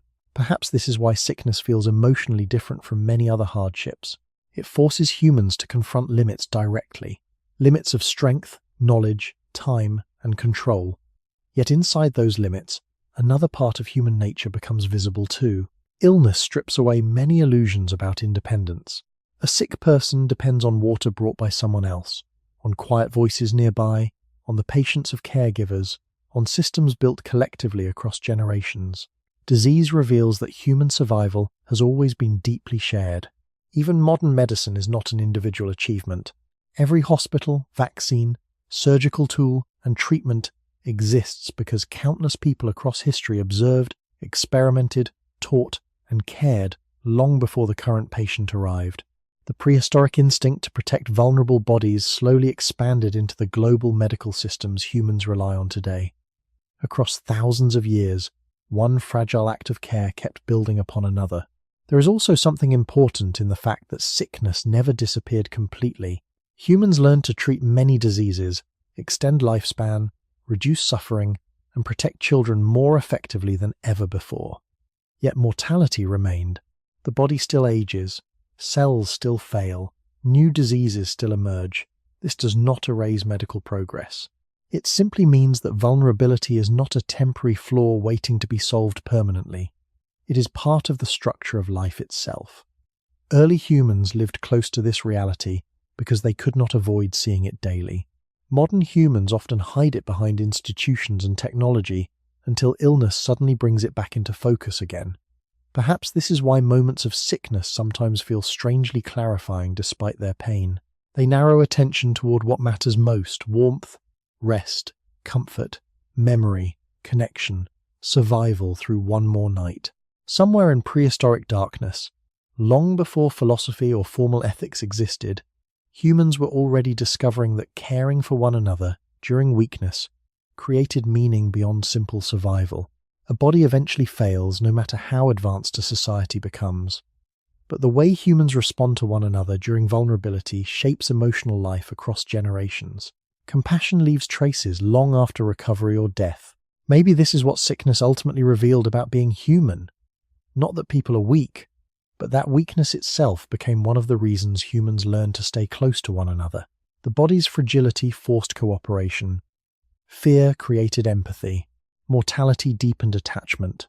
And through countless nights beside the sick, humanity slowly became not only a species that survives together, but a species capable of recognizing itself inside the suffering of others.